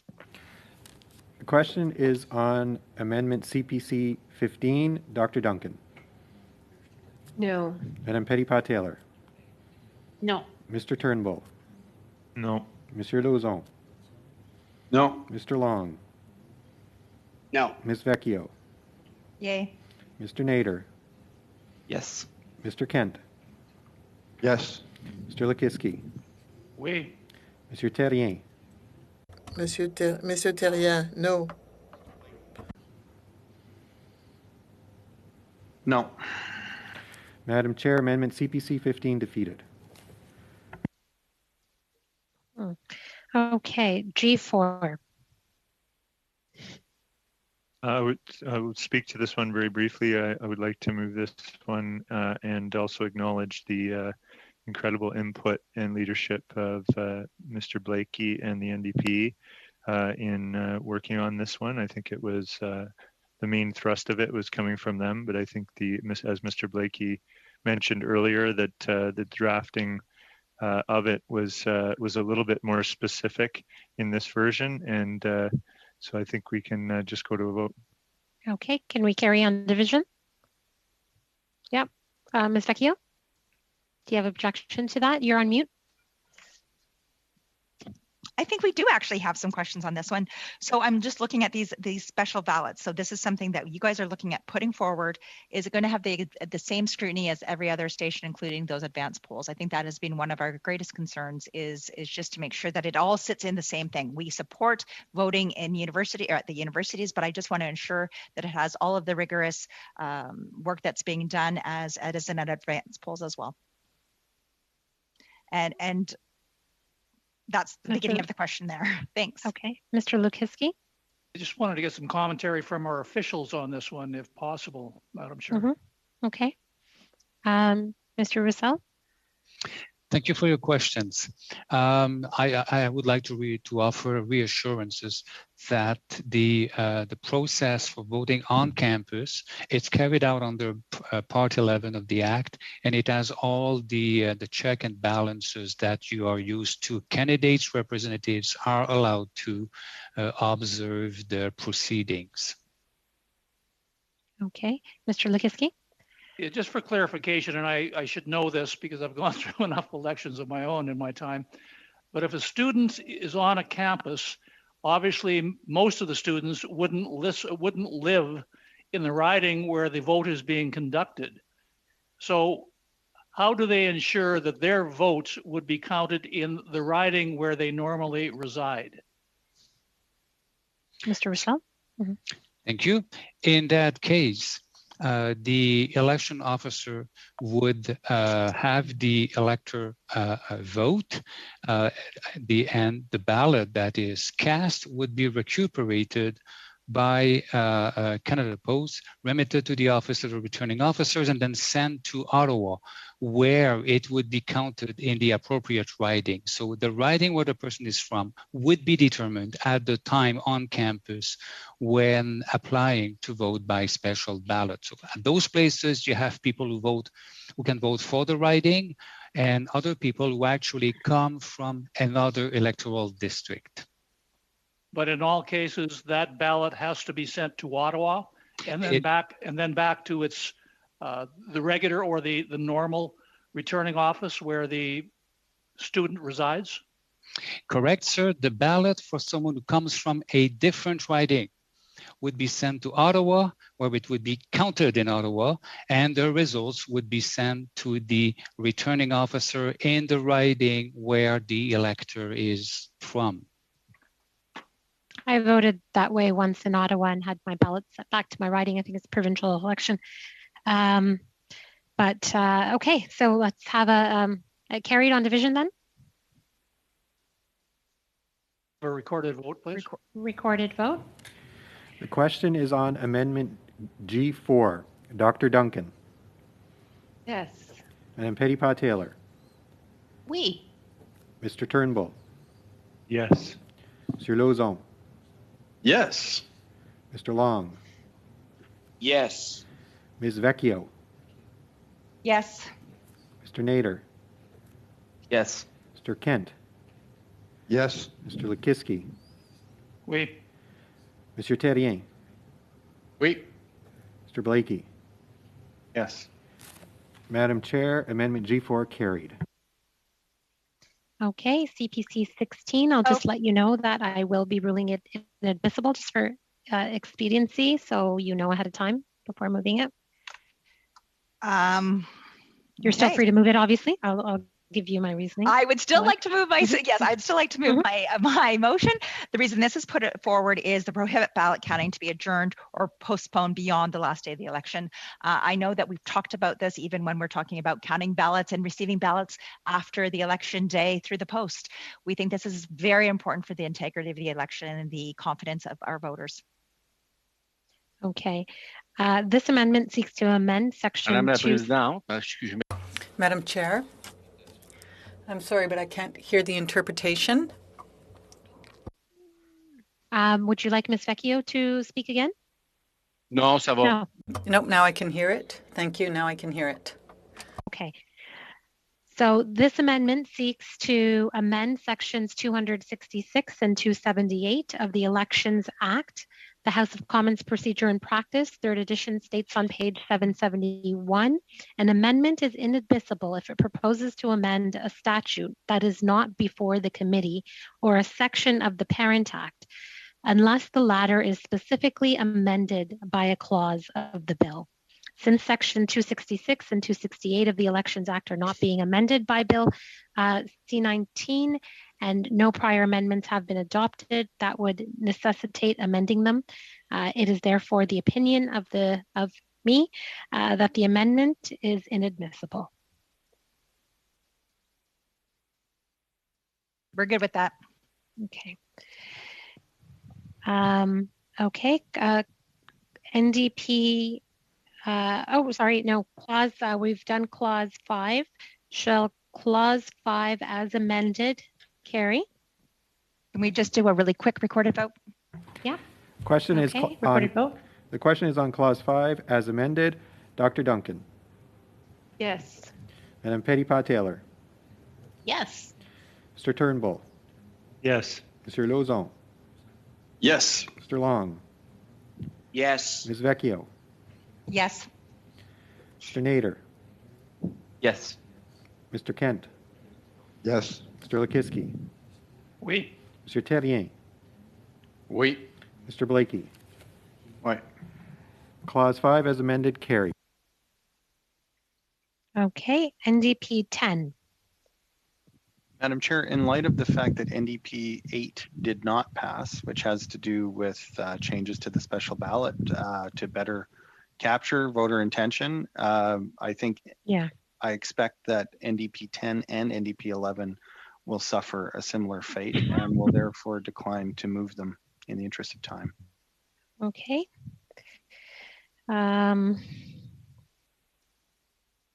Okay, NDP 10 not moved. And 11 as well, right? Correct. Okay. Okay. Moving on to, let's see. Mr. Clerk, so we don't have a new creation of a clause 5.1 now, right? Since this didn't pass? Yes, that is correct, Madam Chair. Okay, so we're on to clause 6. Shall clause 6 carry? Quick division, quick report, or quick. Yep, a recorded vote. The question is on clause 6. Dr. Duncan. Yes. Madam Petitpas-Taylor. Yes. Mr. Turnbull. Yes. Mr. Lauzon. Yes. Mr. Long. Yes. Ms. Vecchio. Yes. Mr. Nader. Yes. Mr. Kent. Yes. Mr. Lekiski. Yes. Mr. Terrien. Oui. Mr. Blakey. Oui. Madam Chair, clause 6 carry. Okay, shall clause 7 carry? Recorded vote? Oui. The question is on... Madam Chair, sorry. Yeah. Sorry, Madam Chair. I just wanted to seek clarity for clause 7 though. Yeah. This would basically, and correct me if I'm wrong, clause 7 would effectively introduce a 3-day voting period. Is that correct? Or have I jumped around ahead of a clause? So if we vote in favor of this clause 7, that implements the 3-day Saturday, Sunday, Monday voting period. Is that correct? Or have I skipped ahead to a clause? Have to go to my main. Ms. Paquette, maybe you could help us with this, Madame. Hold on. Yeah, so clause 7 is the consequence of the change in the number of polling days. So it would apply, they are transitional provisions with respect to reporting of third parties, and they would apply to after clause 6 comes into force, so after the repeal of part 22, so to allow for the transition from the 3-day polling period back to a 1-day polling period after Bill C-19 is no longer in effect.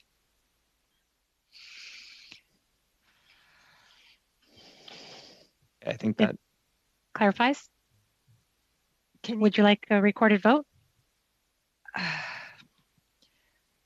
Sorry, we're doing clause 7 as a carry. Yeah. I've got 2 parts of clause 7, so just clause 7. Yes, please. Yep, we'll be moving on to clause 8 and 9 as they all don't have any amendments to be discussed. So clause 7, recorded vote. Question is on clause 7. Dr. Duncan. Yes. Madame Petitpas-Taylor. Oui. Mr. Turnbull. Yes. Monsieur Lauzon. Yes. Mr. Long. Yes. Ms. Vecchio. Sorry, I'm just trying to take a deep breath, but yes. Mr. Nader. yes. Mr. Kent. Where am I? Yeah. Yes. Mr. Now Lakisky. we'll slow it down again. Oui. Now, Monsieur am I Terrien. breathing? Oui. Okay. Mr. Blakey. Oui. Madam Chair, clause Okay. 7 carried. Would clause 8 have a similar fate? Are you voting in favor of clause 8, Ms. Vecchio? I'm just trying to get my brain around where I am. So clause. Clause 8. Anybody from the team? It might just save us a couple of minutes. Yeah, not a problem. Nader, did you want to respond to that? I'm just trying to follow. Let's have a recorded vote. Okay, recorded. Clause 8. Madam Chair, the question is on clause 8. Dr. Duncan. Yes. Madame Petitpas-Taylor. Oui. Mr. Turnbull. Yes. Monsieur Lauzon. Yes. Mr. Long. Yes. Ms. Vecchio. Yes. Mr. Nader. Yes.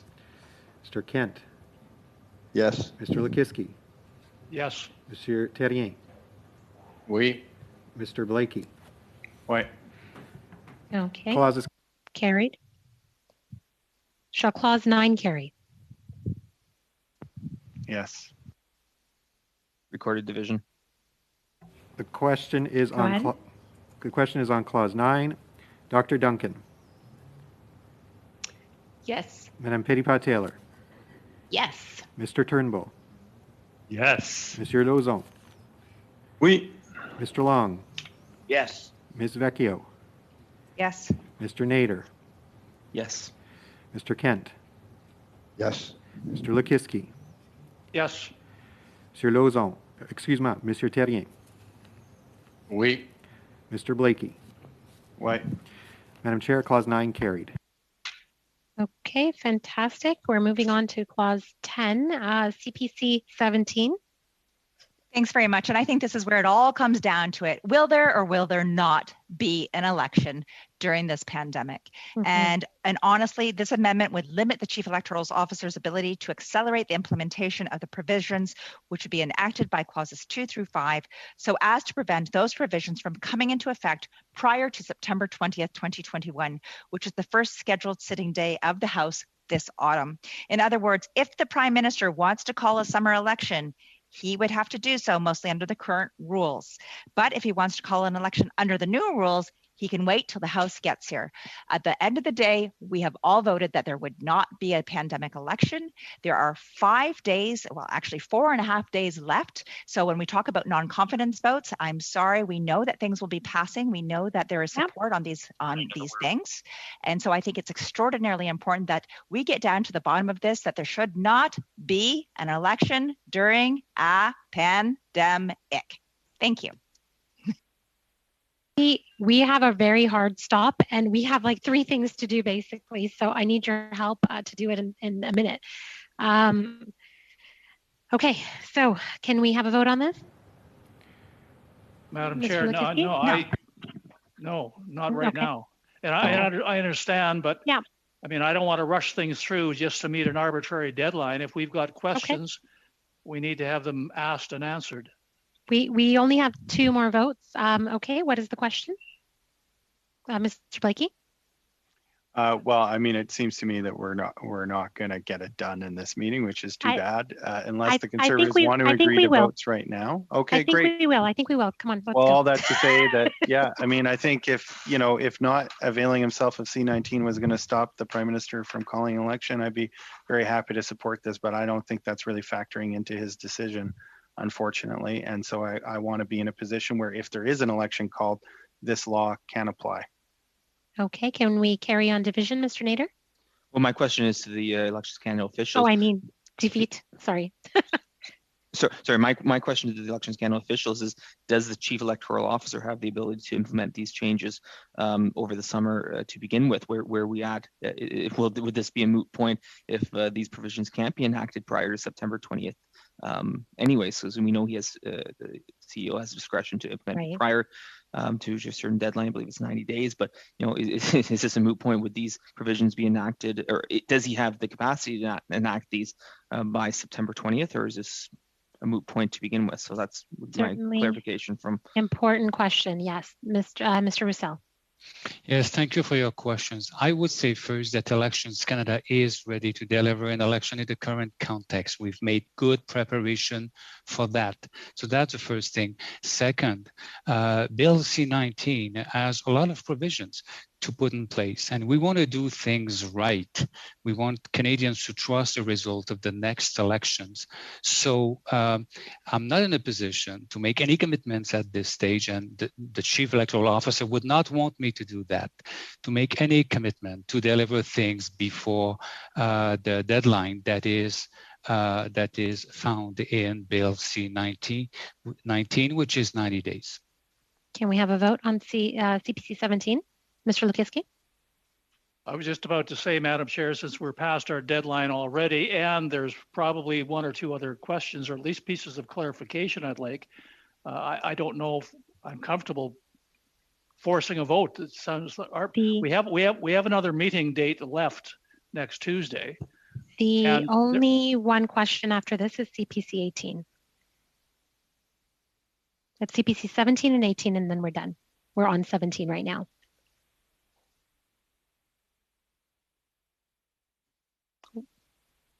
We could not have that meeting, or we could have that meeting and have committee business and all the other motions and things that I'm sure members want to discuss if we were to get it done. Madam Yes, Chair, Ms. Patty Pat-Taylor? Do we have the possibility of a meeting tomorrow if we don't get through today? I don't know as of yet, but I will try to schedule one tomorrow, but I don't know if we do have the possibility. Ms. Vecchio? Yeah, I'm just looking at this, and I do believe that there is a meeting that's already been scheduled by the whips. So perhaps maybe, or perhaps maybe not, but I think that this discussion has been going on for some time now, recognizing that 15 million Canadians are impacted by this piece of legislation and democracy. So I honestly wanted to get through this as well. I know that we have two clauses, but the bottom line is, although nothing has been approved for tomorrow, we need, perhaps we'll just continue meeting right now. I don't know what the case is. Je m'excuse. It appears that tomorrow from 1 to 3 we can sit. I just got that in my own information. It's 2:30. I have other business I need to attend to. So I think we should adjourn rather than whip through it. I'd rather we spend a half an hour together tomorrow and use that opportunity to do this properly. I need to leave now. I have other things to do. Madam Chair. Madam Chair, it'll take 20 seconds to vote. We're willing to do that. 20 seconds, 10 seconds to vote. And after that. Apparently they want to adjourn, so we'll have to meet tomorrow. It's unfortunate. So we are, Ms. Vecchio, did you want to speak again? I don't think it's unfortunate. I think it's 15 million people depend on good legislation. Let's get it done properly. Half an hour tomorrow. Let's get this stuff done. But and notwithstanding the fact we had 3.5 months to get this passed, but the Liberals. I forgot about that one. It's all very unfortunate, I would say. So thank you very much for all your hard work today, and we're adjourned.